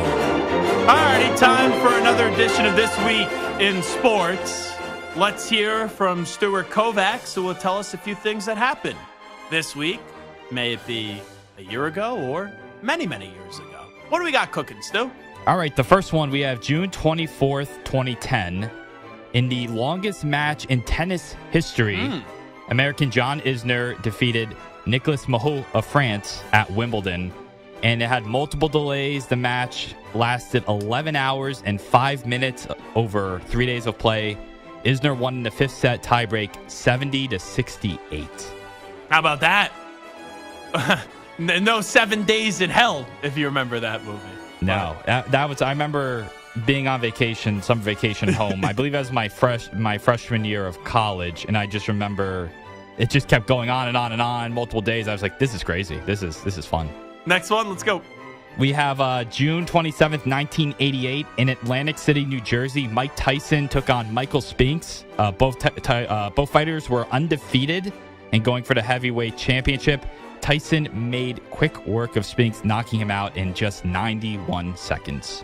And now we are waiting patiently to see when Mike Tyson will get back into the ring, and I'm hoping that does not happen because that fight already got moved, and I don't think that's a fight that should happen. I don't think Dana White believes it should happen either. He didn't say it when I was at UFC at the Barclays Center, but he basically alluded to it. He didn't want to be disrespectful to his friend, the great Mike Tyson. All right, next up, we had history in Major League Baseball on June 29th, 1990. We had two no-hitters on the same day. A's Dave Stewart no-hit the Blue Jays, and Dodgers Fernando Valenzuela no-hit the Cardinals 6-0. First time ever that you had two no-hitters the same day, one in each league. You know, I had tickets, or I was offered tickets for the Johan Santana no-hitter against the Cardinals. I got offered tickets late by someone I know that works for the Mets, and I fell asleep. I took a nap late afternoon. I woke up, and I was like, oh, it's too late. I remember listening to the game on the radio. I went to go get some Chinese food, came back, then was watching it, and I'm sitting there with Santana Wainwright, and I'm like, oh, boy, this is actually going to happen, and it did. 7-year-old Stu was at David Cohn's perfect game in 1999. Were you really? I was. Yogi Berra and David Cohn perfect game. Even if my team would be on the other side of it, I would love to be in the building for a perfect game or a no-hitter. What else do we got cooking, Stu? We got two more. We have, moving to the NBA, June 30th of 2019. Kind of goes along what we talked about at the beginning of the show. It was a big day in player movement as the Brooklyn Nets, on the first day of free agency, they signed Kevin Durant from the Warriors, Kyrie Irving from the Celtics, and DeAndre Jordan from the Knicks. You know where I was during that day? Where's that? Here? I was hosting here. All right. On Infinity Sports Network. And Billy Giacalone, who's a big Nets fan, was losing his mind, going nuts. I almost had to file a restraining order against Billy Giacalone. He hugged me so many times that day. He was just happy. He was the happiest I've ever seen him. And I love Billy, and I worked with him for a bunch of years doing Eye on Football. But Billy was so happy, and it ended up being one big bleep show because Kyrie Irving was one big pain in the ass. And last but not least, sticking with the NBA, June 26th of 2003, arguably the best draft in NBA history. LeBron went first overall to the Cavs, followed by Carmelo Anthony third to the Nuggets, Chris Bosh at 4 to the Raptors, and Dwayne Wade fifth to the Miami Heat.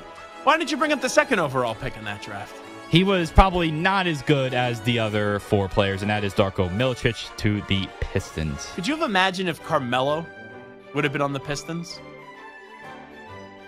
With how great that team was? Rip Hamilton, Rasheed Wallace, Ben Wallace, Billups. Tayshaun Prince. Yeah, that would have been a fun team. Yeah, that would have been great. So based off that, let's fade out the music. LeBron getting drafted back in 2003 on this day, actually, in sports history, even though the segment is this week, but that's part of the week. When you look back at it, who's the greatest draft pick of all time? And I don't think anyone will be surprised by my answer. Now, you could be the number 1 overall pick and be the greatest draft pick of all time. But when you are the 199th pick in the 6th round of the NFL draft and you go on to be the greatest quarterback that the game has ever seen, that's the first name that I thought of when we said we were going to do this segment today, based off LeBron getting drafted all those years ago, is that Tom Brady is the greatest draft pick in sports history. And 7 Super Bowl championships, 6 with the Pats, replaces Drew Bledsoe, which, think about that. Could you imagine if the media coverage that there is today was like that all those years ago in 2001, where the coverage was more visible because of social media? Bill Belichick, after the Drew Bledsoe injury, when Bledsoe was ready to go, he benched the highest paid quarterback in the league. Said, you're not getting your job back. And Brady went on to go win a Super Bowl. And then remember, because 9/11 happened that year, there was no off week because they took the week off. There was no off week for the Super Bowl. There was no bye week. So Brady got hurt up against the Steelers in the AFC Championship game. Bledsoe comes in, has that big touchdown pass. And Belichick, I think it was like the Wednesday of the week, Bledsoe told me or something like that once, he went back to Brady. And we know Brady ended up winning the Super Bowl MVP and ended up winning 7 championships, 6 with the Pats. So Brady, to me, is the greatest draft pick in sports history. Stu, off LeBron getting drafted on this day in sports history, who is your greatest draft pick or the one you want to talk about? For me, it's Michael Jordan. He's a higher pick, obviously, than Brady, 3rd overall, but somehow 2 teams passed up on him. 6 titles, 6 finals MVPs, 5 MVPs overall. I think the legacy speaks for itself. And the fact that the Bulls got him at 3 and they didn't have to be drafting number 1, I think just makes Michael just an incredible draft pick, obviously. Yeah, when we were doing this topic, obviously, you could see, it's weird to say, a better value. The Brady value is pretty. You have the GOAT and drafted at the end, basically. Yeah, it's pretty incredible. I have to pick Brady, right? If I didn't pick Brady, I think everyone would be stunned. But the next name I thought of was Michael Jordan. So that's a great one. All right, Chris Hess, what do you got? I'm going to go Ken Griffey Jr. Okay. I say that because I firmly believe he was the first of the new school ball players after he got drafted in the late 80s. And the swagger, just the way he presented himself, the way he played the game, it was exactly what baseball needed at that time, that it was an old regime. We need some new faces in here. And what better face to have than Ken Griffey Jr.? Yeah, I wasn't expecting that answer, but it's a heck of an answer. It definitely is. And the unfortunate part with Ken Griffey Jr., it's look how great his career was. It's wild that we could say, look how great his career was. And because of the injuries, it could have even been better. He could have been he's an all-time great. He could have been even more of an all-time great still. And he was kind of betrayed where he was, some of those Mariners teams were really good, but he never had the chance to win a ring. And that's such a missed opportunity because he was just unbelievable. It's, I hate to make the comparison, but Griffey to me is better than Mike Trout. But the way we are going to look at Mike Trout's career, I think, is similar to Ken Griffey Jr., where it's going to be, hey, all-time great, phenomenal, sensational, no doubt about it, first ballot Hall of Famer.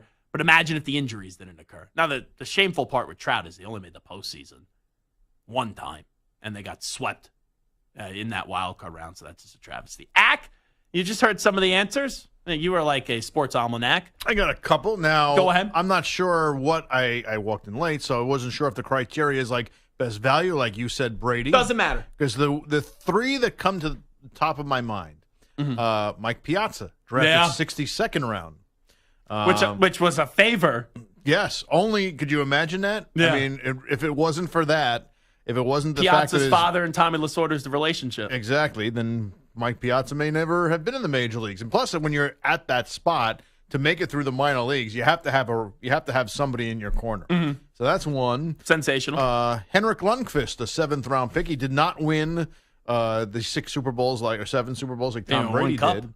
But top 10 goalie of all time. Yeah, one of the best players to never win the cup. And another one that comes to mind only because where he was picked. Now, there's a little revisionist history here. Is this a New York athlete? No. Actually, there are 2 because of where they were picked. One would be Dan Marino.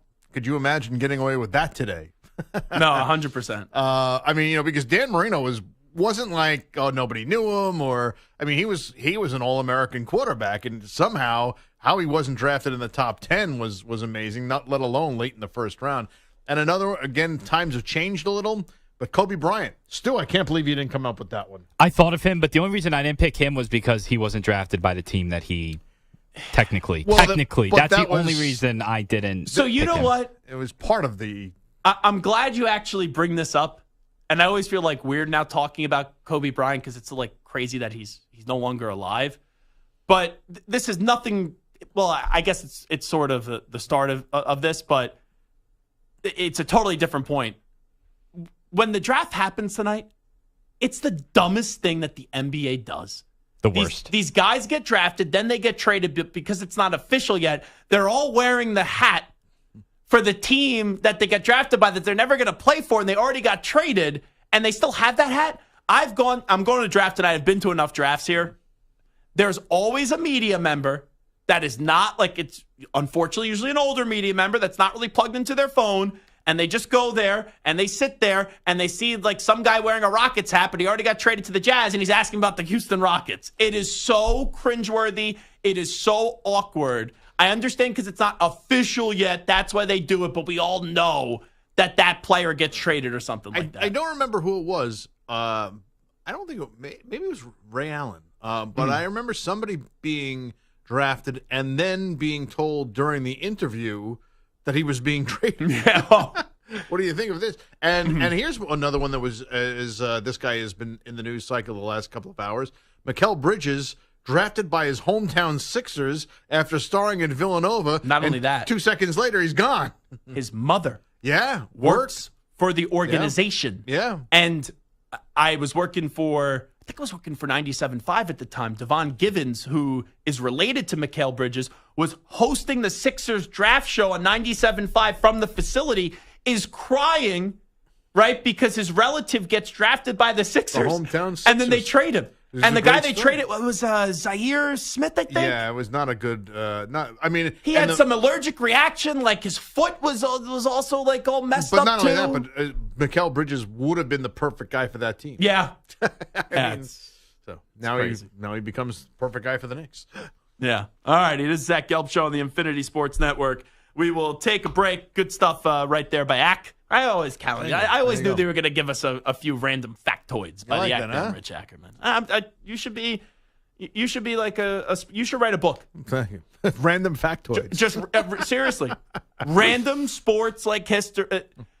We could like if I was what was that? Who Wants to Be a Millionaire? Yeah. If I needed to like call someone, I think you'd be very high up on my list. Thank you. I don't know you may.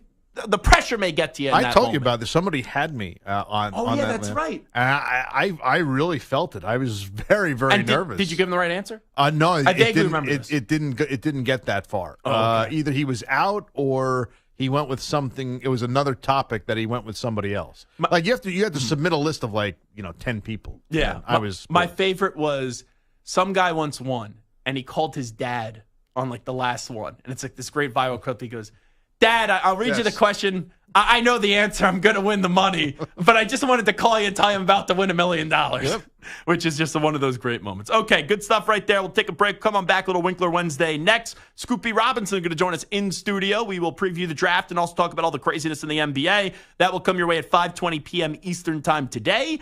But first up with the latest update, here he is, the Ackman, Rich Ackerman. Infinity Sports Network.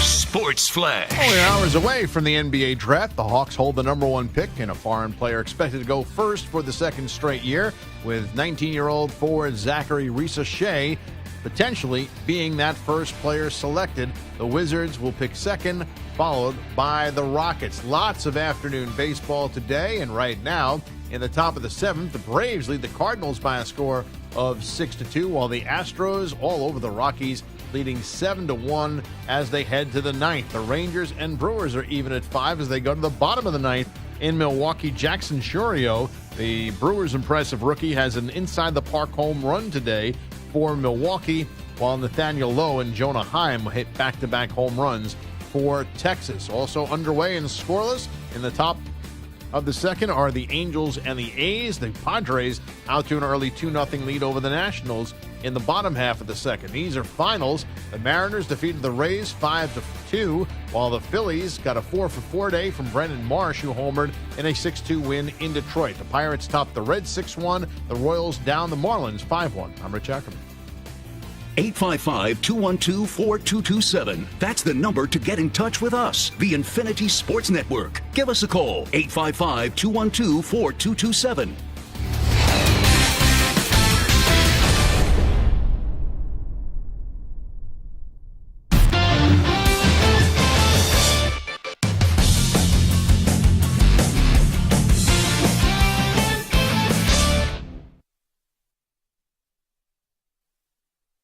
You're in a 5-minute break.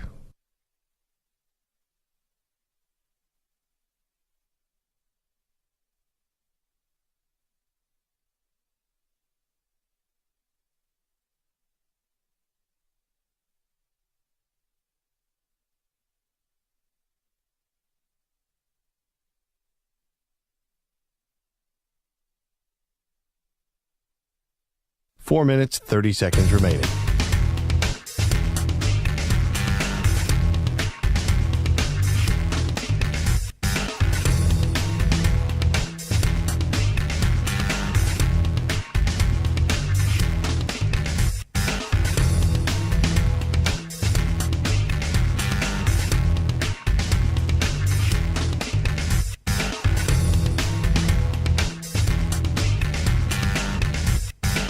Four minutes remaining.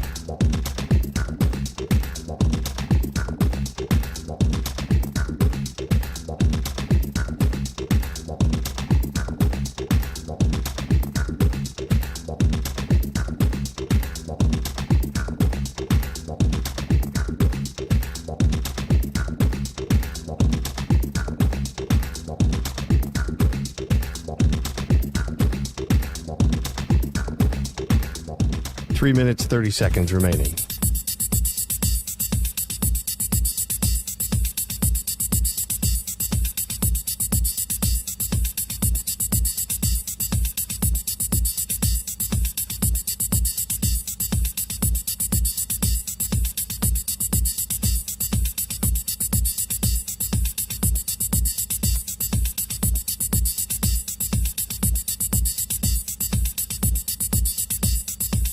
Three minutes remaining.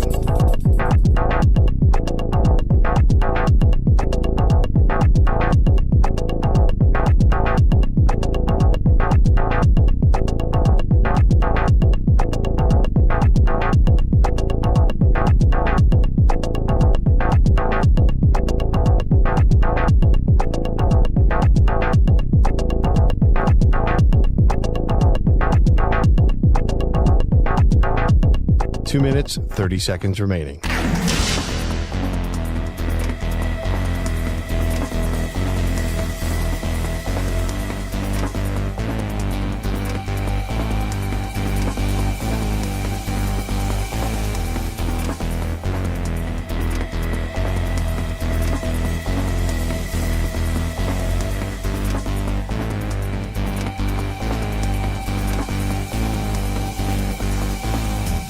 Two minutes remaining.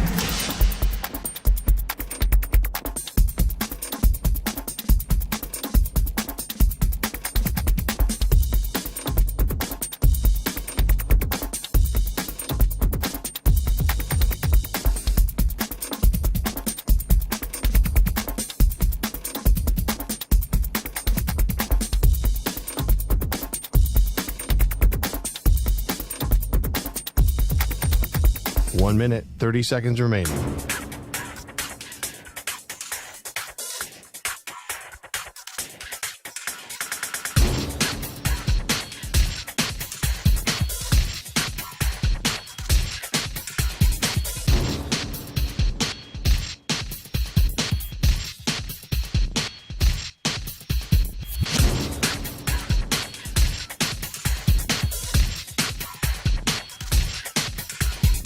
One minute remaining.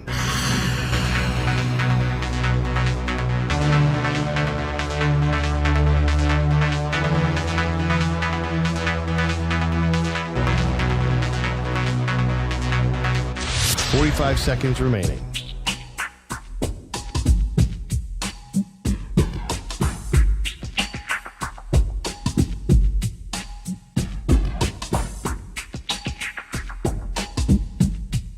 Thirty seconds remaining.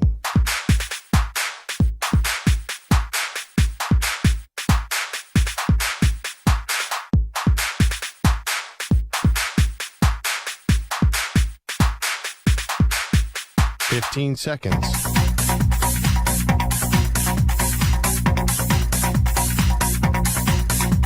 Break ends in 5 seconds.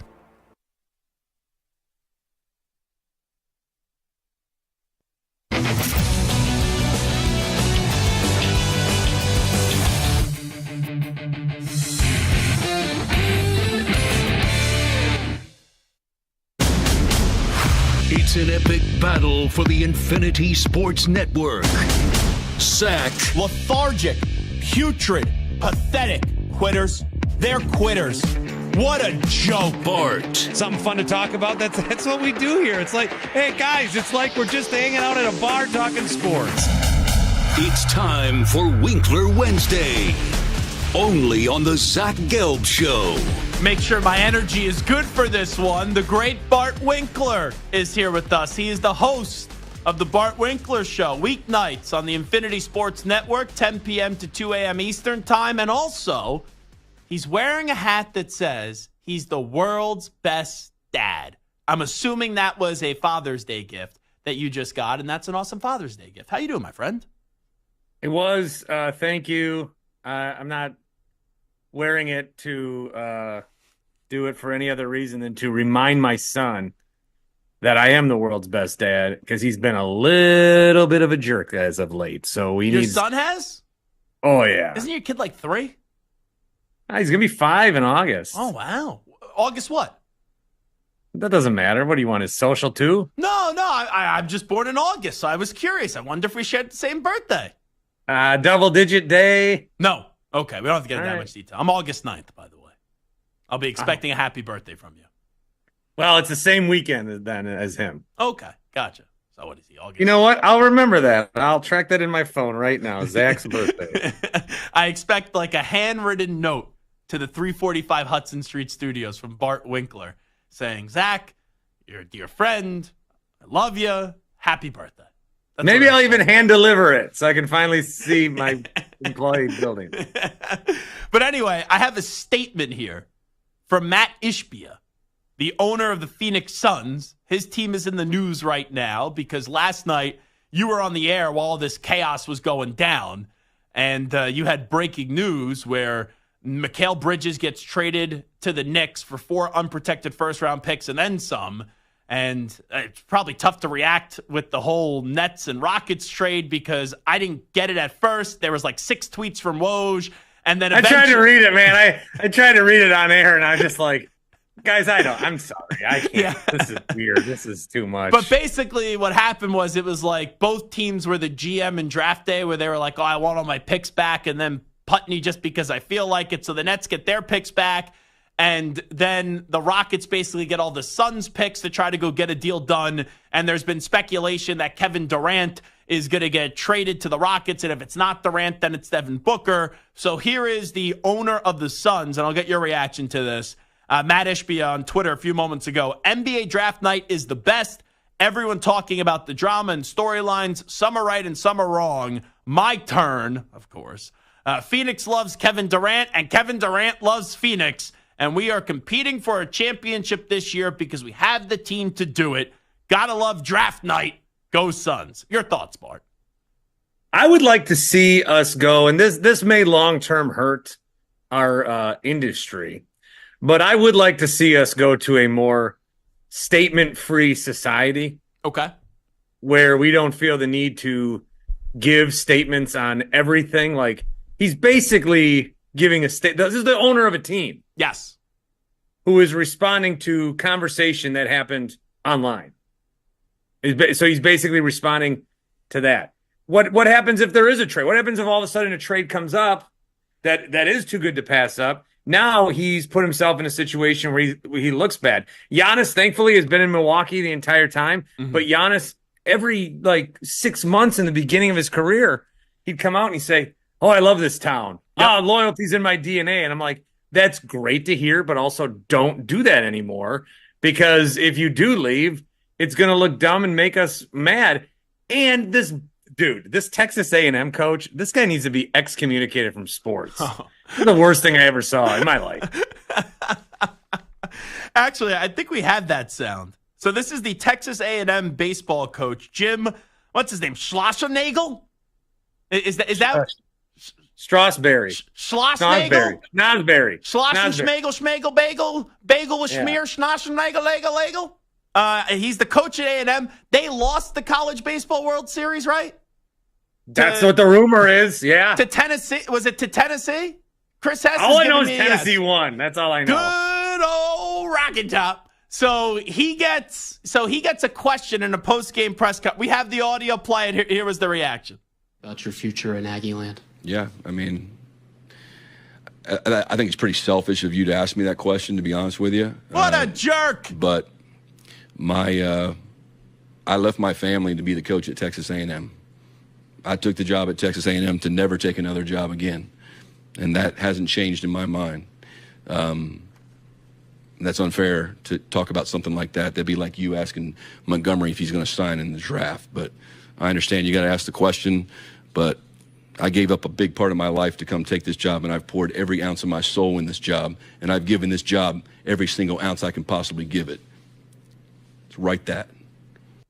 Write that. So Slosha Bagel Schmegel, he's now the coach of Texas, right? Is that correct?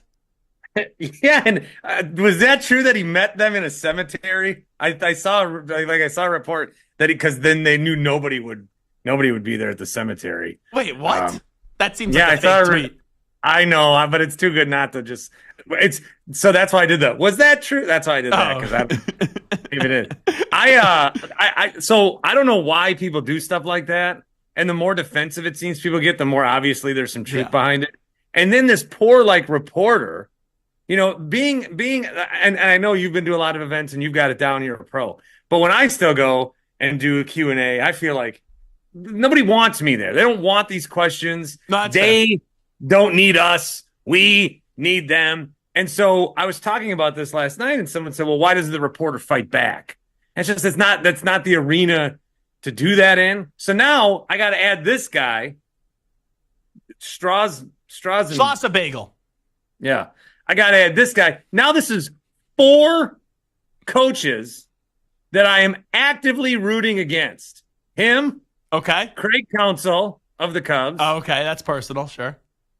JJ Redick. Yeah, douche. Who thinks he's super cool. And there was some article I was reading today about, if you don't like him swearing, then F you. It's not that he swore. Okay, continue. It's that he swore to look cool. I had no problem with him cursing. But and he didn't. Remember, I hate first JJ one might have Redick. been that. He swore, and then he swore 10 seconds later. Okay, and then who's the 4th coach that you hate? Oh, Doug Gottlieb. Why? Because I don't think. Oh, I'm rooting against him so bad.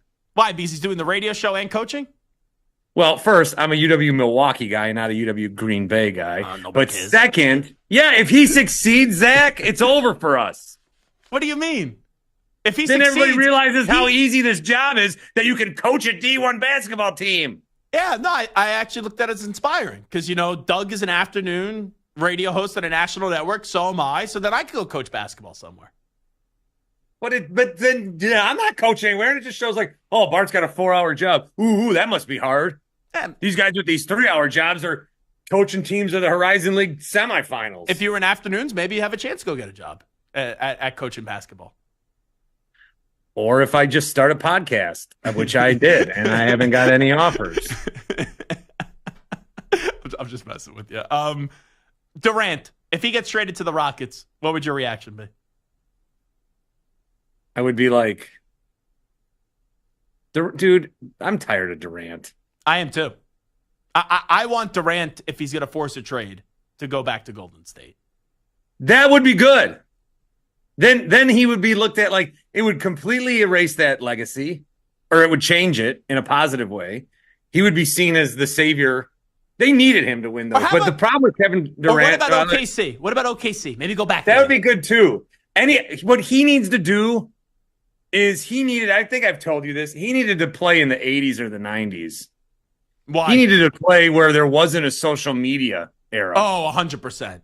He should have. Because he would probably just have stayed with the Thunder or maybe been on another team. No, but he would have stayed with the Warriors. He would have stayed with the Warriors. He was fine with being the villain, everyone rooting against him at first. And then he was like, oh, Eggface 24567 who loves Jim Schlosser Bagel is tweeting me each and every day and saying, go win a real championship. So I'll go try to do that. Charles Barkley has changed the way that we're all going to look at Kevin Durant. He's a top 20 player of all time.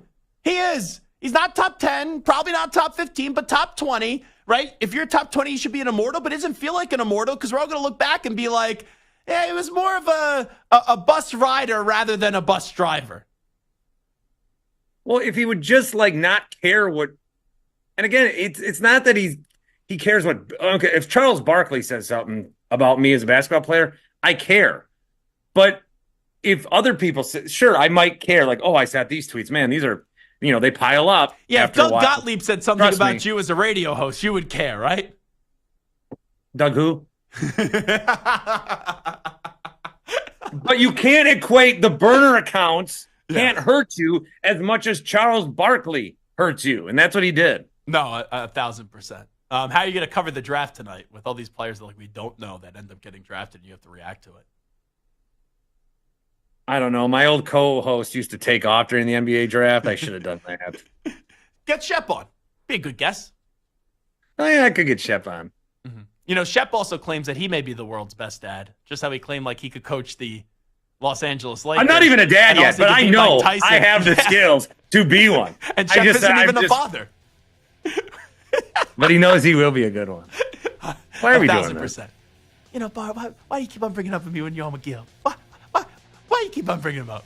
Bart, have a great show tonight. Thank you, my friend. Bye. It is the Zach Gelb Show on the Infinity Sports Network. That was a fun segment, a very fun segment. I needed those laughs. We'll come on back.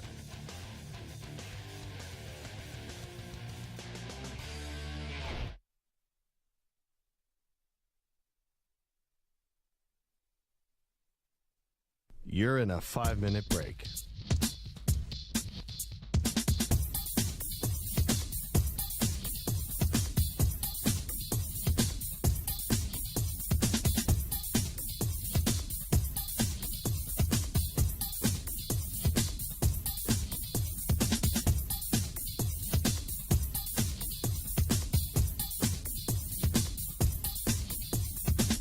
Four minutes, 30 seconds remaining.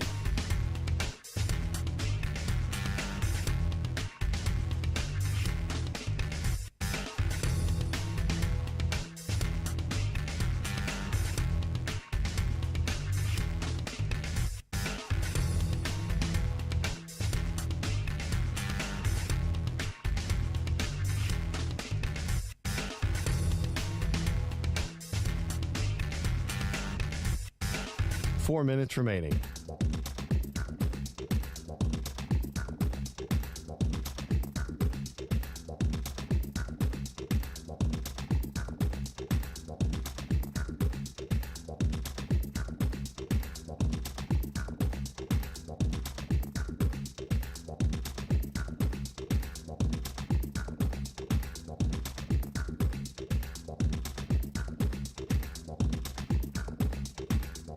Three minutes, 30 seconds remaining.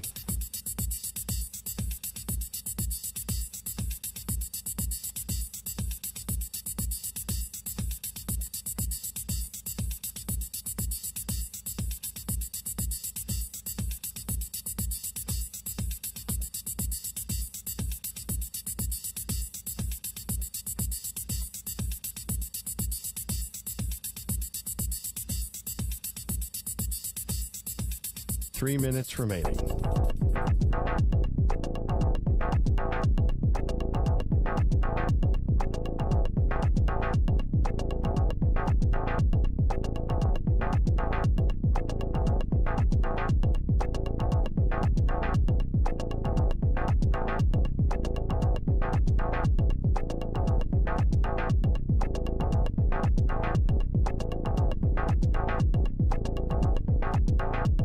Two minutes, 30 seconds remaining.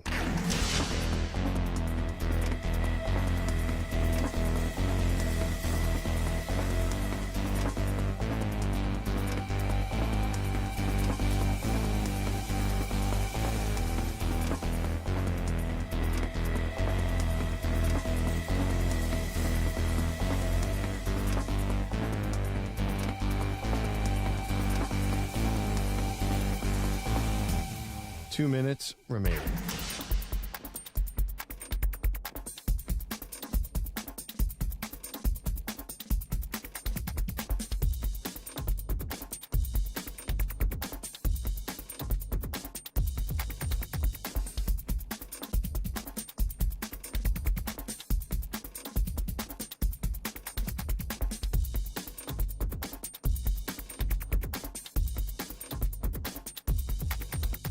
One minute, 30 seconds remaining.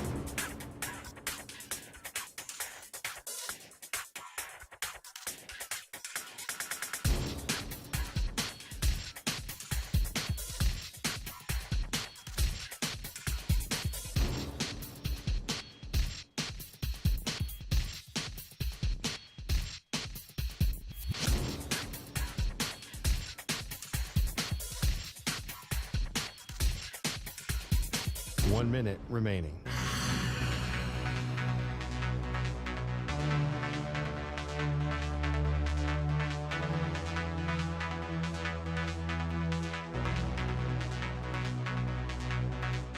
Forty-five seconds remaining.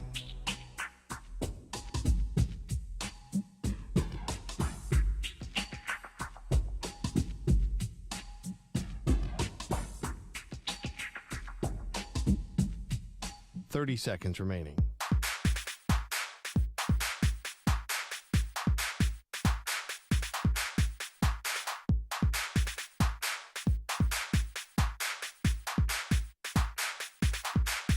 Fifteen seconds.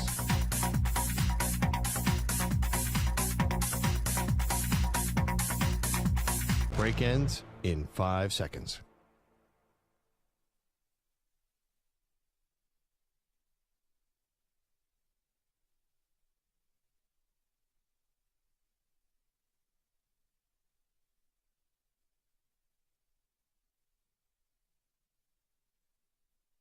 To infinity and beyond. He's live. He's nationwide. This is the Zach Gelb Show.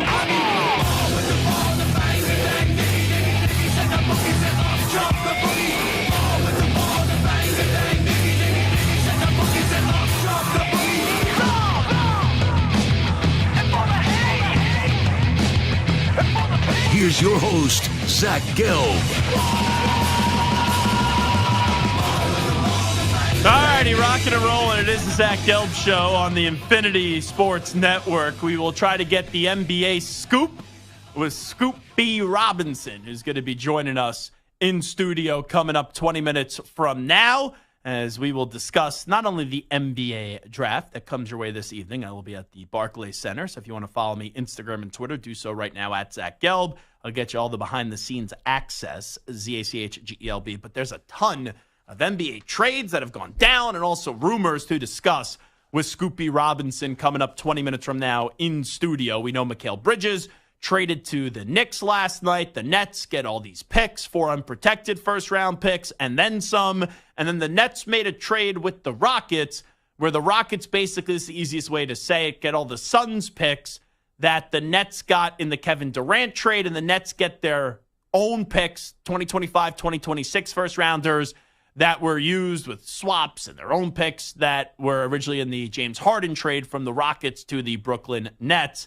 And then after that, those two deals did go down. There was all these rumors that Durant is trying to find his way to the Rockets. If it's not Durant, then maybe it's Devin Booker. Talks about Paul George potentially winding up with the Golden State Warriors. You had Bam Adebayo, who he just got a 3-year extension max contract with the Heat. Now Jimmy Butler appears like he wants to stay, but the Sixers are still trying to put up a fight to go get Jimmy Butler, and I'm sure there's going to be a whole lot more following it as we are just getting started with the NBA offseason. But first up, let's update you with some of the biggest stories in the world of sports with some audio. We get to a news brief.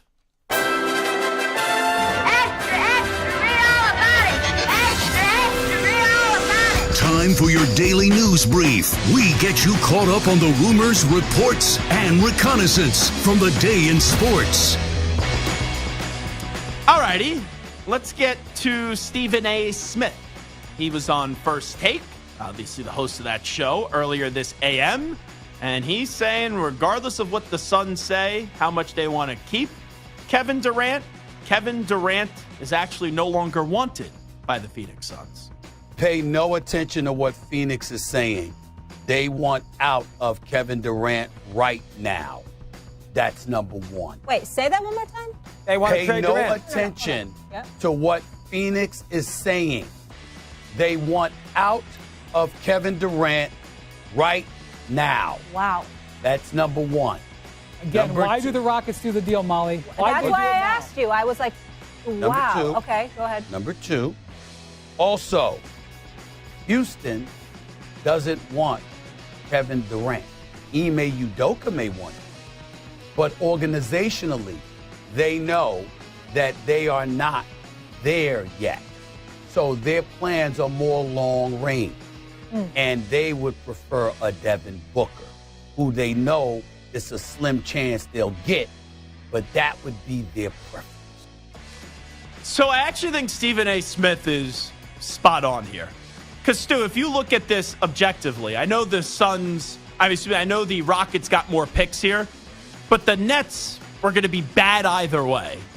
So they trade Bridges, and then they find a way to get their 2025 and 2026 back, first-round picks back. Like, those picks are extremely valuable. But the Rockets, I know Windhorse was in that segment, so he's probably doing the Windhorse fingers, where it was like, so what does this mean here? The Rockets make the trade. They get the Suns pick. What does this mean here? Like, that's the ultimate Windhorse moment. The Rockets basically gave us the answer to the test, where it's they're trying to get Durant or they're trying to get Devin Booker. And it wouldn't surprise me, Stu, if Ime Udoka, because how close he is with Kevin Durant, wants Durant, but the organization's like, why wouldn't we trade for a player who's under contract for longer, is also younger, and Durant, we're not going to win a championship with him either way.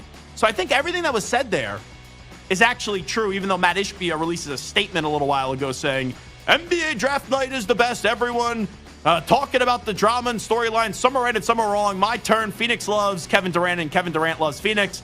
And we are competing for a championship this year because we have the team to do it. Gotta love draft night. Go Suns. Right?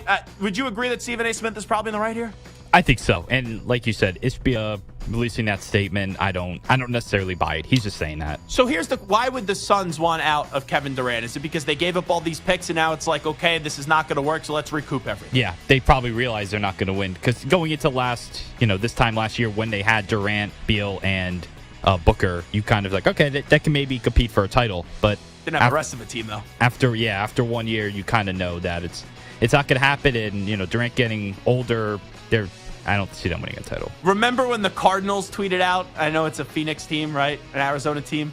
Y'all having fun with speculation, but Josh is our guy, talking about Josh Rosen. Cliff Kingsbury said that. I think this is going to be Matt Ishbia's Cliff Kingsbury moment where you're saying someone's your guy, but in reality, it may not be before the start of the season. Like, this could drag out into the season, but with 2 years left on that contract, with one of them being included in this year, I think by the deadline, at the latest, Durant gets traded. Now, Durant would be foolish to want to go to the Rockets. I know, more comfortable, right, with Udoka and all that nonsense, but you're not winning there. Suck it up and go back to the Golden State Warriors. That's where I would like to see Kevin Durant go. Or how about this? Can the Sixers get involved? I didn't think about the Sixers until now. I think Durant owns part of like the soccer team in Philadelphia. What's the MLS soccer team? Philadelphia Union. I think he owns like a piece of the Union. I didn't know that. Yeah. So could you see maybe Durant and Embiid and Maxey? You could sell me on that, but the Rockets don't like. I think this is a win-win for the Rockets. Sure, you could have had the Nets picks, right, and they're going to be gold. But if if you get the Suns picks and they stay together, okay, that's the worst case scenario. But you get all these other picks and there's all these other swaps, so who the heck knows? But it seems as if I don't think they do this deal if they're not very confident that they're either going to get Durant or Booker. May not happen for the start of the season, but by the deadline, you probably think so. Here is Brian Windhorst. He was on Get Up as well earlier this morning. You already heard a little bit from him. And he discussed the Warriors trying for a star. Golden State is big fish hunting. Remember, last trade deadline, they put a call in about LeBron James. They are sniffing around big deals. If Paul George is willing to leave, they would like to be an option for him. But any of these places that Paul would need to go via trade would have to get worked out with the Clippers and would have to get worked out by Saturday. The Clippers, I think, are in a position where they kind of want to call Paul's bluff that he would actually want to leave his hometown of L.A. So that's one of the most interesting things to watch in terms of stare downs between now and this weekend. I'll ask this question, Stu, and I'm curious. I know you hate the Clippers because you're a Lakers fan and you just like to hate on little brother, which is fine. Just the way that you operate. Like last night, you were disgusted when your Yankees lost to the Mets because it's like, oh, you're big brother, and you were looking at me like I was little brother. And I enjoyed you putting your sunglasses on the moment when the Yankees started to just get embarrassed. And you were sitting there and looked like you were at a funeral. Did not want to be seen. It felt like a funeral. Yeah. So, sell me on why Paul George should want to stay with the Clippers. Like you really I don't know. Sell me this pen. Why would he want to stay with the Clippers? I mean, like Kawhi's always hurt. Yeah, no, and Harden's not a big game player. No. Westbrook, I think at this point, he's kind of past his prime. Like he should want to go to the Warriors. Like you put Steph and Paul George There's no together. Reason to stay with the Clippers. No. You put Steph and Paul George together. That at least gets me excited again about the Golden State Warriors. But I just don't know how much I buy that this is going to go down. Like, I think the Warriors are going to try. I just don't know if it's going to go down because, like, Paul George is a weird dude to predict. Very. I have no feel on the Paul George situation, but I have to say I would say he probably stays with the Clippers, even though he shouldn't. Everyone thought he was going to the Lakers when he was a free agent. I guess that's now like 6 years ago, about 5 or 6 years ago, and when he decided to go to as a Thunder and then the Clipper, that kind of was just a stunning turn of events for 100%. Everyone involved. Yeah, and that was a trade that went down too. Yeah. That was a big. Like everyone was like, "What, the Clippers? Really?" Yeah, very. I think I was on. You know what? I remember that I was doing the weekend overnights, and the free agency started. It was like at 2 a.m. it started or something like that, and that was like it was like late when it started. It was like in the middle of the night, and that was the news that broke, and. Back then, they used to record the updates. May have been an update anchor who left a little bit too early. That's not good. Mm-hmm. And then all that stuff did play on out. So we'll see what happens with Paul George. Here is Steve Kerr. He was on with the great Jim Rome, the franchise right here of the Infinity Sports Network, on Klay Thompson's future with the Warriors.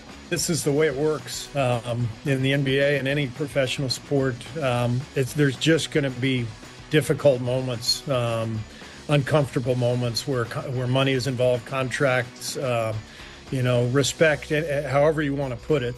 What I do know is that Klay has been such an integral part of everything around here. Obviously, multi-time champion, but even more than that, just someone who had such a great connection with the Bay Area, with the franchise, with his teammates. And so we want Klay back desperately. I want him back desperately. We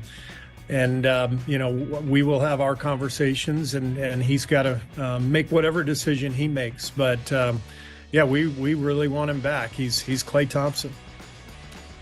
It's nice of them to say, unless if it comes at a discount, which it seems like it won't, I don't pay players based off the past. I pay them for what they do in the future. And if they are going to get Paul George, someone's got to go. And they just gave Draymond the 4-year deal for $100 million. So I would think that Klay Thompson would be the odd man out, but we'll see who they end up getting. I'm curious to hear this. This is Marcus Smart, the former Celtic, got traded. And we know that the Celtics, through that deal, got Kristaps Porzingis, and then eventually through picks that they got in that deal, they got Drew Holiday as well. He was on the Run Your Race podcast, and this is what Marcus Smart had to say on the Celtics winning it all. It's definitely tough because, like I said, I was in them trenches with him. For sure, bro. To be able not to finish what you started with those guys is definitely tough. But, man, my wife would tell you I was screaming for those guys when they won it just as much as anybody else because, like I said, I have love for those guys, and I know the work that they put in. You've been through it. And I've been through it. That's got to be tough if you're Marcus Smart. I thought about two people when the Celtics won a championship. I thought about Ime Udoka. What could have been there? Right? That should have been him in Boston. And who knows what actually happened, but what I tend to believe, that's on the fault of Ime Udoka. And then it's Marcus Smart, where the relationship just ran its course. And sometimes you got to trade a very popular player with the franchise to get your team over the hump. But he was there for so long, and he was a fan favorite. And then the moment he gets traded that next year, they win the championship. So I did feel bad for Marcus Smart. Here's Case Keenum on Stephon Diggs joining the Texans. This on KPRC2 in H-Town.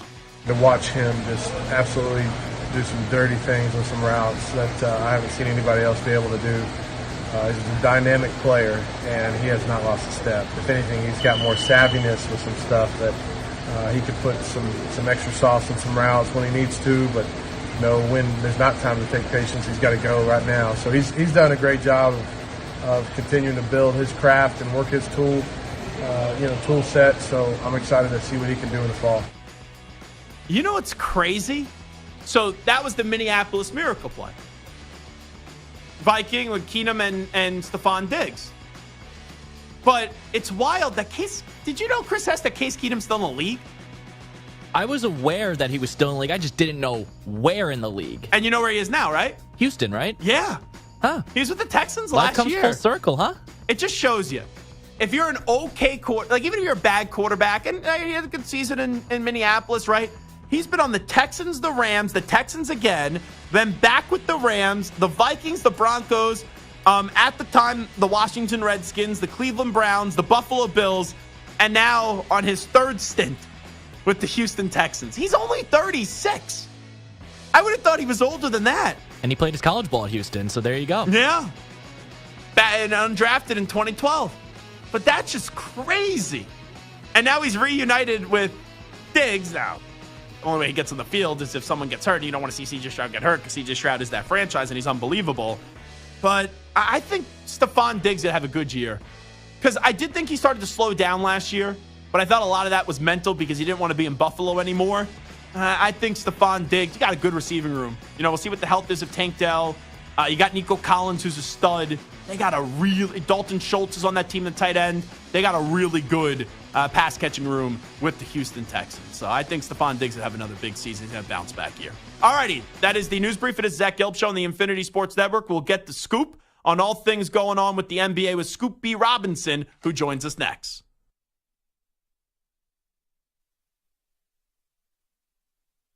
You're in a 5-minute break.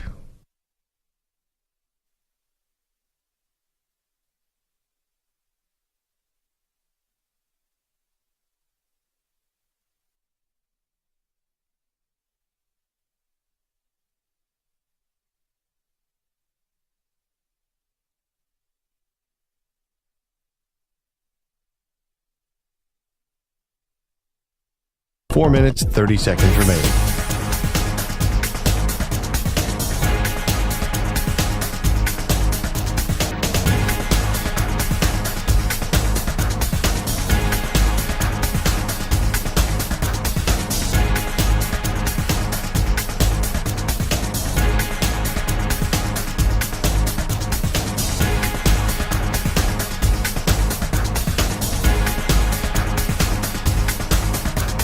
Four minutes remaining.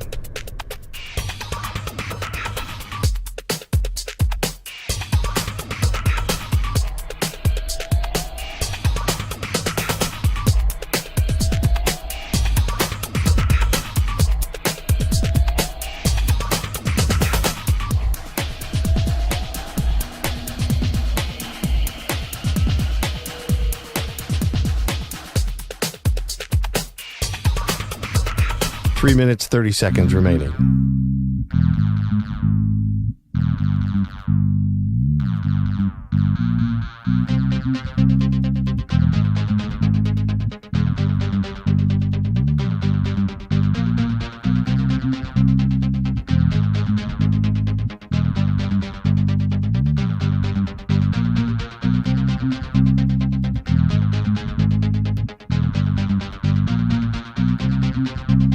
Three minutes remaining.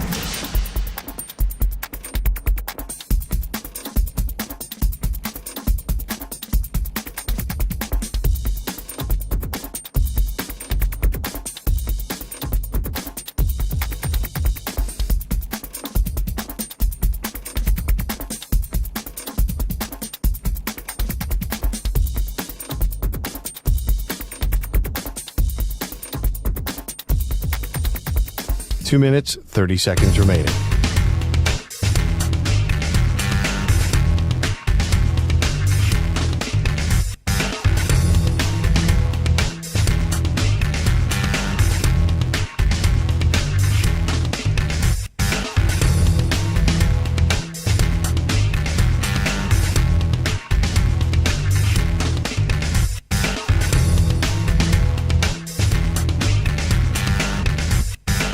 Two minutes remaining.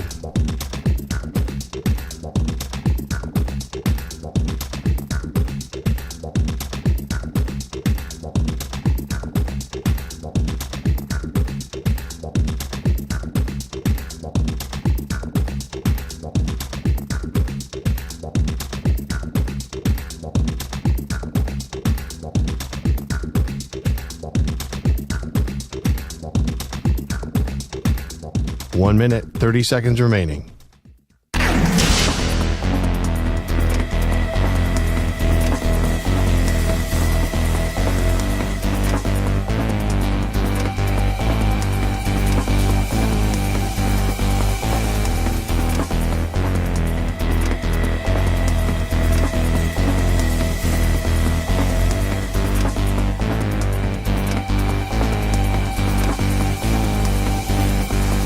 One minute remaining.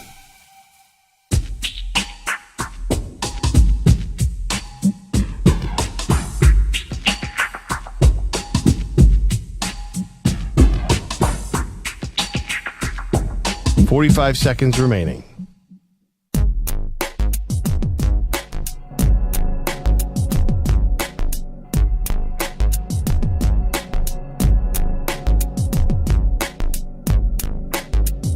Thirty seconds remaining.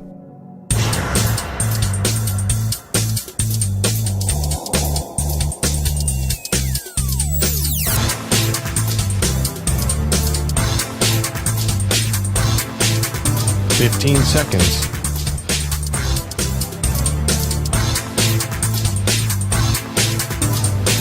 Break ends in 5 seconds.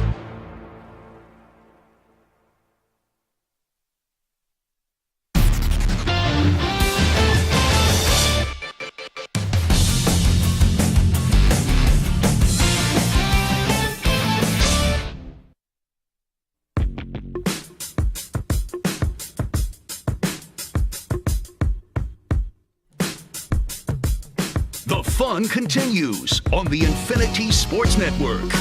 Alrighty, rocking and rolling. NBA draft is here. All the mayhem is going down with all the rumors. The big trade goes down last night where Mikal Bridges is now off to the Knicks for 4 unprotected first-round picks and then some. I was trying to figure out the Rockets and Nets trade. Basically, the Nets get back all their picks, and then the Rockets basically get all the Suns picks. Is probably the easiest way to explain it. There's a bunch of other things cooking on that. And now there's Kevin Durant rumors. There's Paul George rumors. There's Devin Booker rumors. So I wanted to bring in studio Scoop B. Robinson because he always got the scoop, number one. And number two, I'm a big fan of Scoop B. Robinson. And when I first started at CBS Sports Radio, which we used to be called now Infinity Sports Network, my producer at the time was Ben Horowitz. And he's like, first guest got to be Brandon Scoop B. Robinson because it was like right in the heat of the NBA playoffs and there was all these rumors and everything. and we've stayed close throughout the years. And I know you're always in New York City this time of the year, so I appreciate you stopping on by. Brother, it's always good to see you. Keep shining, keep grinding, and it's good to see like minds keep doing their thing. 100%. All right, let's start with the Bridges stuff first. I respect what the Knicks did last night. Did they overpay? Absolutely, but they have a chance to go win a championship, which is something I never thought I'd be able to say into the microphone. And I respect Leon Rose kind of continuing to build this Villanova culture. Yeah, the Villanova culture. You being tied to the Philadelphia area, you know how much Villanova has groomed noteworthy players over the years. And who better to win with than your friends? And what better city to do it in New York City? From one borough to another, you now have Bridges in Manhattan. I never thought that trade would happen. Primarily because you typically have not seen interborough or interstate deals with the Knicks and the Nets.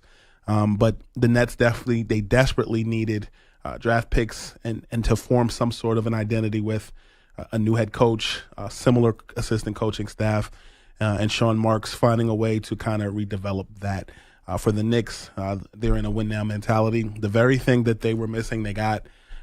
They needed a swing. They needed another playmaker, and they got it in Bridges. And hopefully that they can still continue to do what they need to do with some of the other accoutrements within the organization that are free agents. And I like the way that you put it into perspective, right? You never thought a deal like this would get done. There are some Nets fans that are like, how can you give the Knicks a chance to go compete for a championship? But the Nets had to do this deal because they get their picks back, which is enormous. Which is good, eventually. Specifically and with more picks. And the Kevin Durant deal definitely for Bridges was an interesting move. But I think for the Nets, garner the Kyrie, Kevin, and James days and our Cam Thomas and more. They still have to figure out what they are going to do with Nicholas Claxton. But, what I can say about the Nets and this deal is I don't know what to say. But I think that the picks is a great start. I think it gives them a new life with a new coach, a new identity. But the Nets are going to be interesting to watch the next year or 2 years, figuring out who they're going to be. But I can say this specifically about Mikal Bridges. I know going into January and February of this year, Houston and Brooklyn were on and off the phone, having detailed conversations about Bridges, and the Nets said no. They stayed prudent in their decision, and it seems that being prudent bore fruit last night when they made the move with the Knicks. And if you're a win now mentality team, you go after that. And also, I think it makes it easier because people forget the human side of sports. As Brandon Scoopy Robinson is here with us in studio, it's like, okay, Bridges, you had Brunson, DiVincenzo, Hart, all friends, all played together in college. 2 weeks ago, a buddy of mine is down at the Jersey Shore. He's at Maynard's, and he sees Jalen Brunson, who has a shore house down there, and Mikal Bridges is with him. It's like players talk, right? And it's come up, right? We see it on their podcast where Josh Hart has the Knicks shirt on, and it's like, all right, Bridges probably sitting there saying, this is my college team basically in the NBA. Just Jay Wright's not there. Mm-hmm. And he goes to the Nets, and my understanding is that's where I want to go. And he probably did say to them, I'm under contract, so I'll use it against you guys if you try to trade me anywhere else, and I'll tell them I won't resign. Yeah, I think that you nailed it right on the head with that. The Nets were difficult to watch this season. And if you're Mikal Bridges, you have a front row seat, interborough, if that's a word. I guess it is now. It is now. But now you have to go over to Westchester to practice. You play in a different borough, and the other thing is Bridges is very keen on just the makeup of the NBA with his mom having working for the Sixers in the past, and being around Chris Paul, and just being around. You soak up things like a sponge. And there was a time where New York was not, meaning Manhattan, was not a preferred destination. Oh, 100%. Now you can have dinner at, say, Les after games. You can invite your family and friends to come for the weekend. You can do all those things and potentially compete with Boston in the NBA's Eastern Conference. The Orlando Magic, in my opinion, are a young team that are arriving, particularly if they get Klay Thompson. So that's another team that you'll have to compete with. Kenny Atkinson and the Cleveland Cavaliers, newly minted head coach, they're going to be competing. But the Knicks, at the forefront, were definitely underdogs against the 76ers in round 2. And you looked at what they did to get to the finish line. It was difficult, but you got to take your hat off to them for finding a way going into the draft to create a level of pandemonium. Yeah, no, for sure. So here's my question now, based off what the Knicks did. They go get Mikal Bridges last night, right? That's been well documented. Now, are they going to be able to re-sign OG Anunoby? And if they do, does that mean Julius Randle's on his way out? Because my guess would be maybe they could keep both. I'm not a salary cap expert, but my guess would be I feel like they're going to re-sign OG Anunoby and then eventually trade Julius Randle. They're going to have to re-sign OG Anunoby because I think you hear people say, well, they got Bridges, so what about OG? You don't win a championship without defensive prowess. To me, he is their, if you were early 2000s NBA fan, he is their Bruce Bowen. He is the pain in the at dollar sign. Mm-hmm. He gets under people's skin, and defense, particularly in this league, is when you're guarding the best perimeter player, is going to get you wins. And if you're playing for Tibbs, that's the case. But I know that there's this standstill of conversations. Really, OG feeling as though he has the upper hand, and the Knicks posturing as if they're not going to spend the money. The bottom line is, if you're the New York Knicks, you're going to have to overpay to create a winning formula for success. And so I do envision OG returning. Mm-hmm. There are some other teams out there that are willing to spend money on OG Anunoby. But I do think that the discounted rate shouldn't be really a thing. You traded to get him, you retain him, otherwise you lose value. So if I'm the Knicks, my pride would be a little bruised, but you don't let somebody walk for nothing. And the Leon Rose, Sam Rose connection here is fascinating because Leon Rose, obviously the president of the Knicks, Mm-hmm. Sam Rose, an agent. Jalen Brunson is practically family to the Roses. They all grew up together. So it wouldn't surprise me if Brunson takes a little less and that opens up more for others. But a guy like OG Anunoby is also represented by Sam Rose. Of course. And you find ways to make it off the back end. I remember Carmelo Anthony when he came here for years in Denver, signing to stay a little longer and then come to New York. You come to New York to play, but you also come to New York for the Rolodex and for life after basketball. And I think that, to your point, Brunson has set himself up well for life after basketball. He's beloved. He probably doesn't have to pay for a French fry, let alone a Peter Luger steak. My man knows how to eat. Of course, come on now. But I think if I am Jalen Brunson, yeah, I might consider that. But if I am Julius Randle, he recently signed with a new agency as well. So those are going to be conversations that the Roses and what have you are going to have, and hopefully the Rose rises in concrete and they figure something out. But the person on the Knicks squad that I am most concerned about, and from conversations that I've had, is Mitchell Robinson. That conversation and whether he stays or goes is going to be interesting. I've heard that he is not going to return, and so then you start looking at Hartenstein and looking at that situation. There's a lot of guys that got to be paid. So to me, that's what I'm paying attention to. Not just Julius, not just OG, but I'm looking at Robinson. Go ahead. Do you think there's a way they could get OG back, Hardenstein back, and then what is it? Mitchell Robinson's gone and Julius Randle's gone? Is that what you're saying? I'm saying I believe that Julius will come back. I think Mitchell Robinson may be the man out, and I think Hardenstein's going to come back. Okay. So you could have OG, Hardenstein, and then it would be Randle on that team. Yeah, and I think Wow. Mitchell Robinson's going to be gone. Okay. That's my opinion, based off of conversations I've had. I think that would work out pretty damn well Yes. for the New York Knicks. Unfortunately, Robinson, heck of a player, but he just can't stay healthy. Right. Let me ask you about the Durant angle, because that Rockets-Nets trade just seems like the Rockets have the answers to the test, and either Durant or Booker are going to wind up in Houston. What are you kind of hearing on that front? Well, I tweeted last night that, just in going through my phone, there is interest on the Chicago Bulls side. There's interest on the Dallas Mavericks side, and there is interest in Houston as well. Houston, of course, with Ime Udoka, there is a relationship there. Houston is steady building.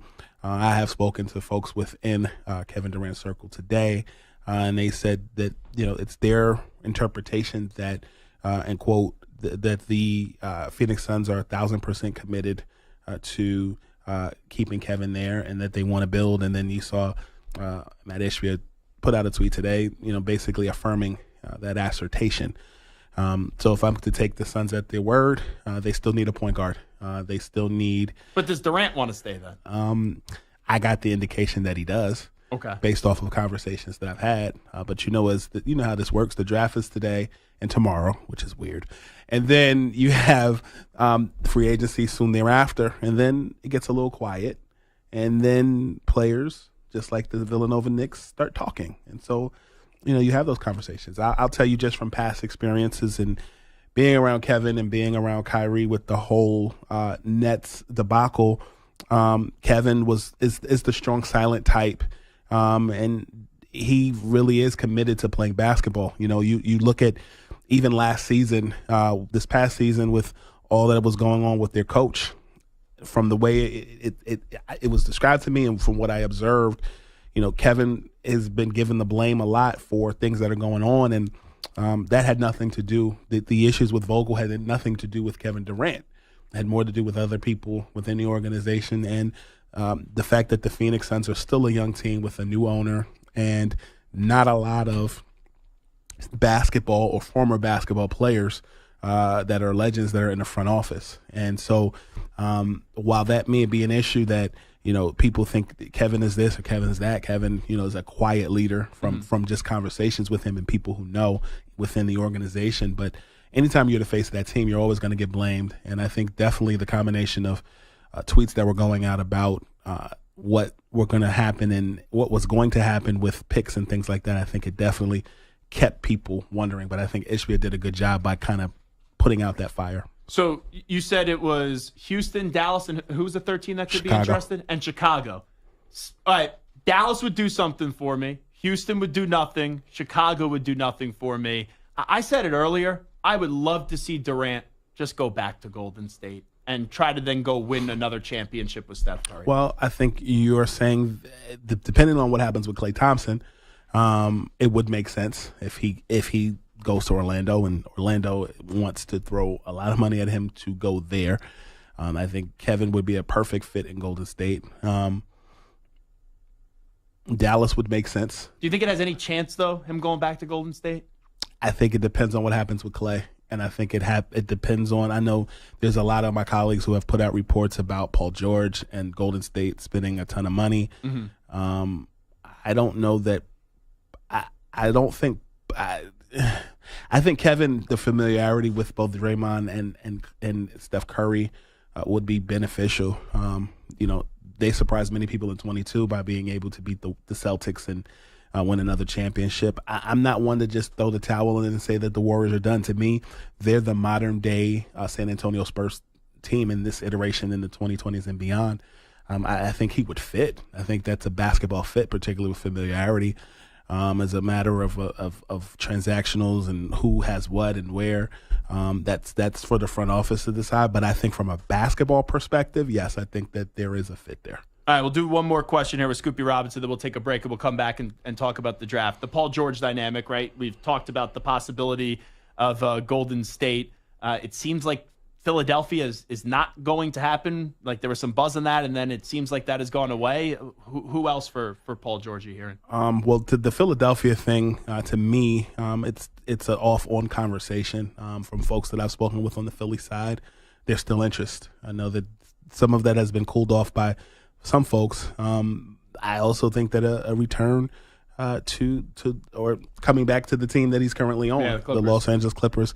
I think this is a leverage game, and it's been a leverage game since the during the season between their owner and they're moving into a new arena. I think a return to Indiana would also fit like a glove, particularly because just like the Knicks, the Pacers were one swingman away from maybe contending or going a little further, but time had other plans. So I think the Pacers would make sense for Paul George, a return back. Yeah, one more, just going back to Durant. So we talked about some of the potential destinations, and you mentioned Chicago's interested, the Mavericks are interested, and obviously Houston. I brought up Golden State. I'll just throw two more out there, and I'm just curious on your reaction. What about if Durant goes back to OKC, kind of do like a LeBron going back to Cleveland, or how about Durant going to Philadelphia, since we brought him up?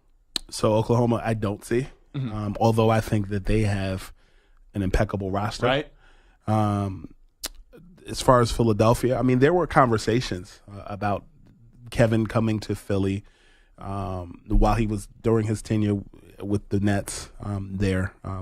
As of now, I don't have any information to support that, but I think he would fit. I think Philadelphia with Maxey, with Embiid, and Durant would fit like a glove.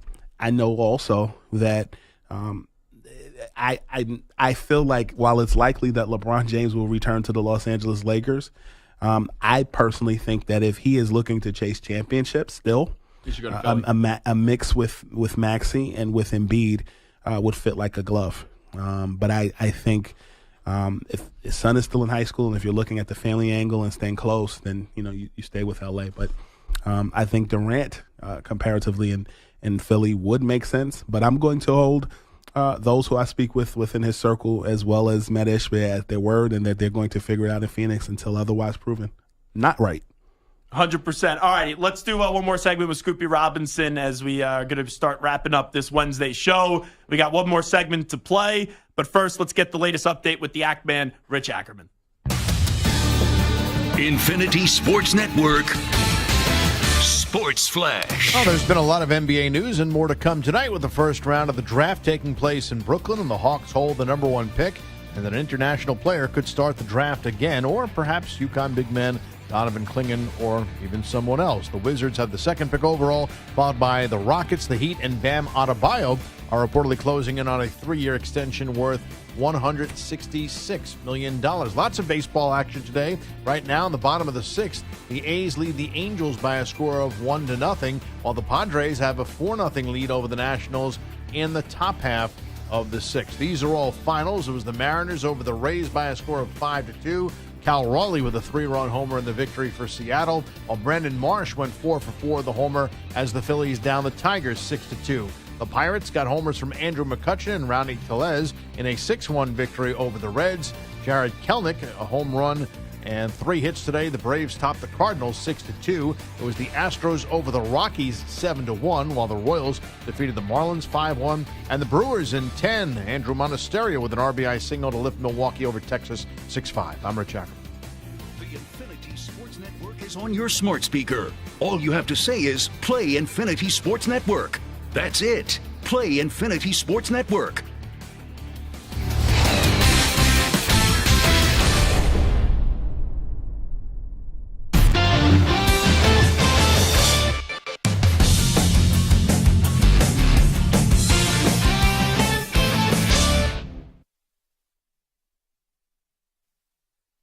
You're in a 5-minute break.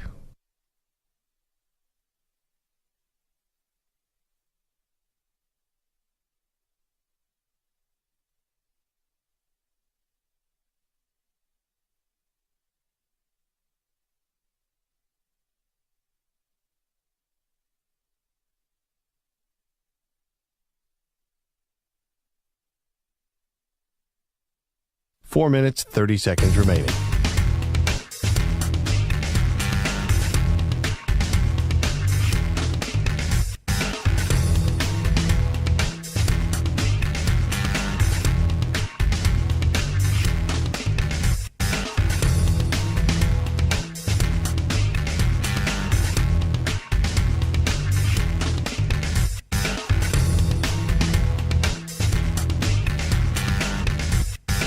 Four minutes remaining.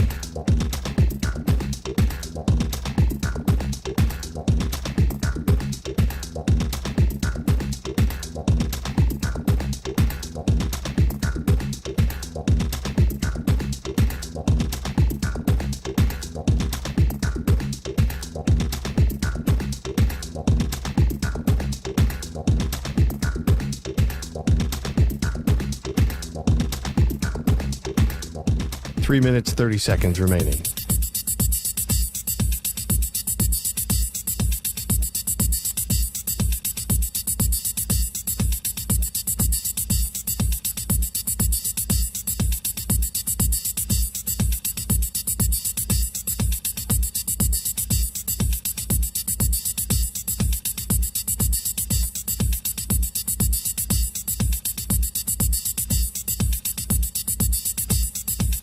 Three minutes remaining.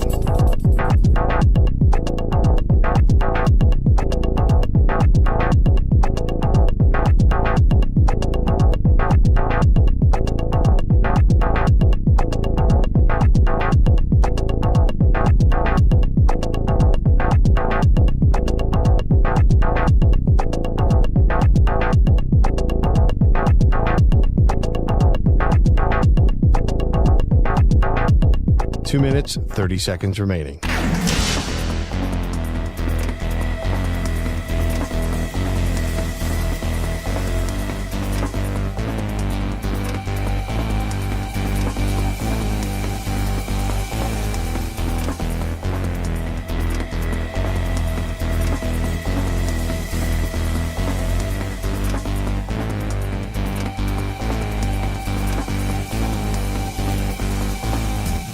Two minutes remaining.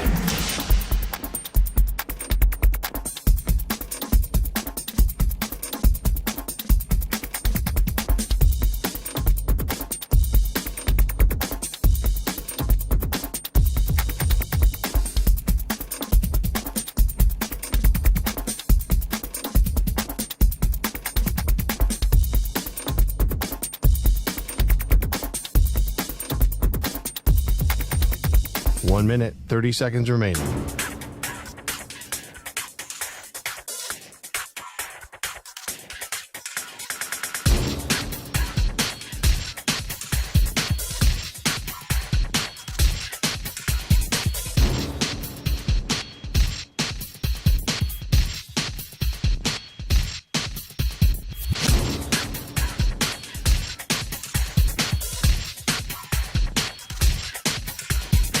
One minute remaining.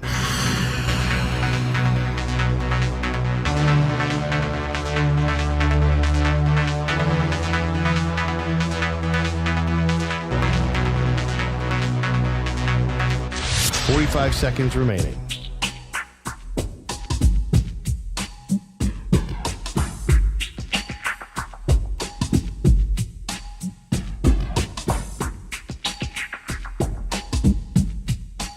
Seconds remaining.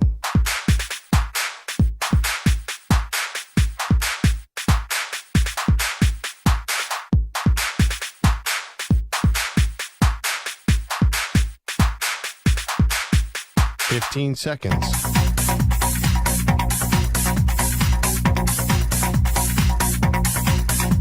Break ends in 5 seconds.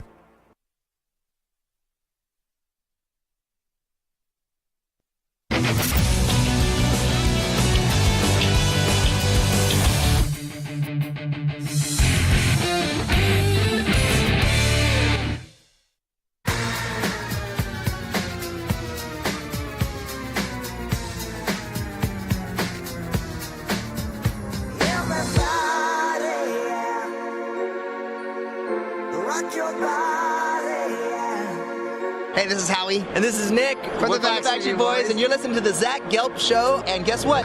Zach is back. All right. He's live. He's nationwide. This is the Zach Gelb Show. Jamming out with Scoop B. Robinson as he's telling us everything that's going on in the NBA. Get some juicy nuggets there in the last segment. I like that Paul George going back to potentially the Indiana Pacers. I'm with you. I think if LeBron was actually focusing on winning, he would leave the Lakers and he would maybe go to Philadelphia. Hold on, let's just get your mic on. Go ahead. Sorry. Okay. So, check, 1, 2. Can you hear me? Yeah, you're good. All Loud right. and clear. Loud and clear. So, when you looked at LeBron James, particularly for the exception of his first stint with the Cavaliers, which was about 7 years, every place he's gone, other than the Lakers, he's stayed about 4 years, right? Miami, 4 years. Back to Cleveland was about 3 to 4 years. And then LA at this point is about 5 years. Teams start breaking down and then he goes somewhere else new. To me, you look at the Sixers, you look at the Cavaliers. They make the most perfect sense. They fit his style of play. Other than his time in Miami, LeBron has never really had to adjust his style of play as a ball-dominant 3 who plays point guard. And so when I look at the Cavaliers, you'd have to make some moves there in order to make it work. And when I look at Philly, they have a slot that they can sign him outright. And but again, he owes the city of Los Angeles nothing at this point. Whether you want to argue that it was a bubble championship or not, he won. And people didn't think he was going to win when he went there. Haters are going to hate. Yeah. But I think when you look at Philly, when you look at Cleveland, it makes sense. But he has a family. He has a son who is going into, I believe, his senior year. And if we're to believe that the Lakers are to draft Bronny in round 2, which I think they will, then I see a situation where, he stays. At this point, he's chasing accolades. He's chasing just personal statistics, 40,000 and beyond. But also, that move to Los Angeles was about Hollywood. It was about cinema. It was about the shop. It was about Space Jam 2. It was about all those things. So at this point, are we, and this is where this dovetails into other sports. In basketball, professional basketball, you've never seen a Ripken and Griffey moment where you've seen families, whether that's managers, coaches, and their sons, be teammates in some capacity. This would be your Griffey and Ripken moment if LeBron James and his son Bronny James do become teammates and members of the Los Angeles Lakers. Right, like if you had to put out of 100%, I think it's like 98%. He's maybe even 99% that he's back in Los Angeles with the Lakers. What would your number be? I'd say about 85%. Okay. And I don't think it's just about the money. He's got money. I think it's about legacy. It's about cementing that, being teammates with your dad. I think for him it's that. I think it's, people say nepotism is not fair. You see it in corporate America all the time. And you're just seeing it with a very powerful man who extends the realm of just being a basketball player, and one of his best friends who's his agent and his son. And it's interesting, and I kind of like it.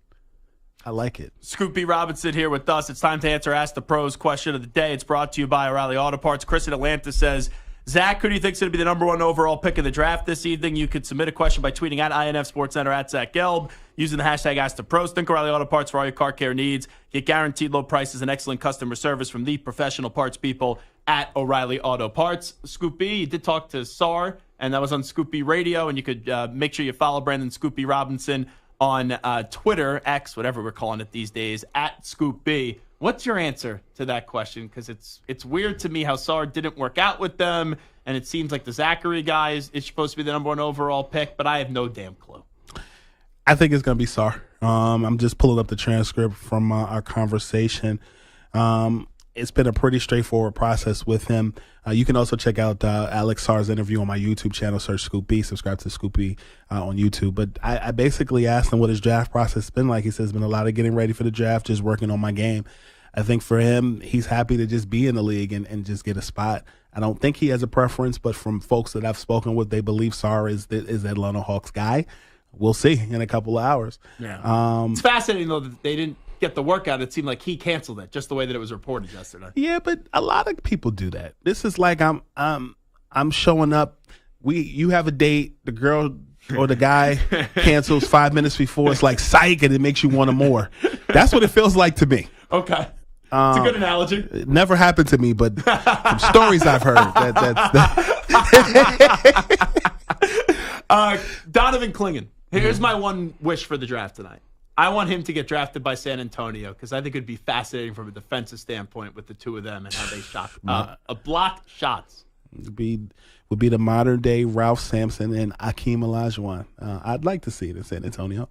I think he would fit like a glove. I think seems like a pop type guy. And he's better. He better be ready to bring his A game, his lunch pail, and an affinity for wine. If you play for Greg Popovich, you drink wine. I have a funny story with a former player of Pop's who was moonlighting between their G League team and the Spurs, and Pop actually had him drink wine. He was drunk, and then he missed the team bus the next day to go to the game to actually play, and he was fined. Wow. And Kawhi Leonard and LaMarcus Aldridge actually picked up his fine.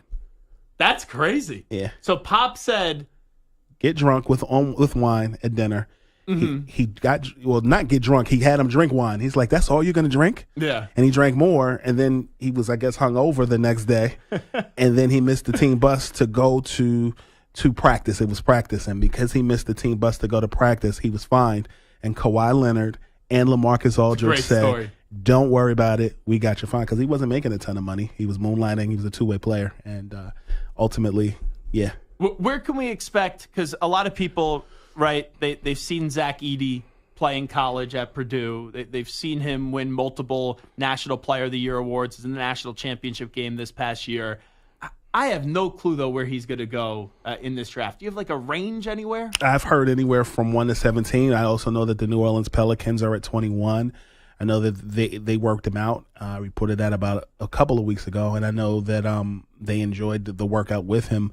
But I know New Orleans is looking for a big to pair alongside Zion Williamson. So if he's there at 21, he may be one of a few people. But I expect him to go somewhere between as high or to go all the way from, I always suck with this high and low, but 15 or 17 Gotcha. Is where he'd likely end up. So I don't see him in New Orleans at that point, but I know the Pelicans have been interested in him. And 15 to 17 would be a good number for, like, I thought maybe he's going to be a second-round pick, honestly, a few months ago, and it never really made sense to me. You know, I think that today's big man was such a misnomer back during the Warriors championship runs, and then now you have the Joel Embiids, you have, you know, all of these bigs that are now DeAndre Ayton who are now resurfacing, and so I think having someone 6'8", 6'9", above 6'10", that are mobile and can do work, I think they're an asset. I think Edey could be that within the right fit, right system type of way.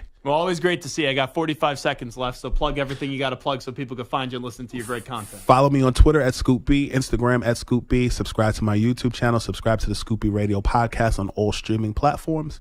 And be looking out for some new stuff coming very, very, very soon. Brother, thank you as always for the opportunity to be myself. No, I appreciate you always coming in, and you always have good information for us, and that's how we will conclude the Zach Gelb Show on this Wednesday. I'm off to the draft. We'll have all the chaos that goes down for you tomorrow. Big thanks to Bart Winkler for joining us, Vince Wilfork, and then obviously once again Scoopy Robinson in studio. Big thanks to Chris Hess, Stuart Kovacs, and each and every one of you. We will talk to you mañana, everybody, at 3 p.m. Eastern, noon Pacific. We out. Bye-bye. Have a good night. Peace.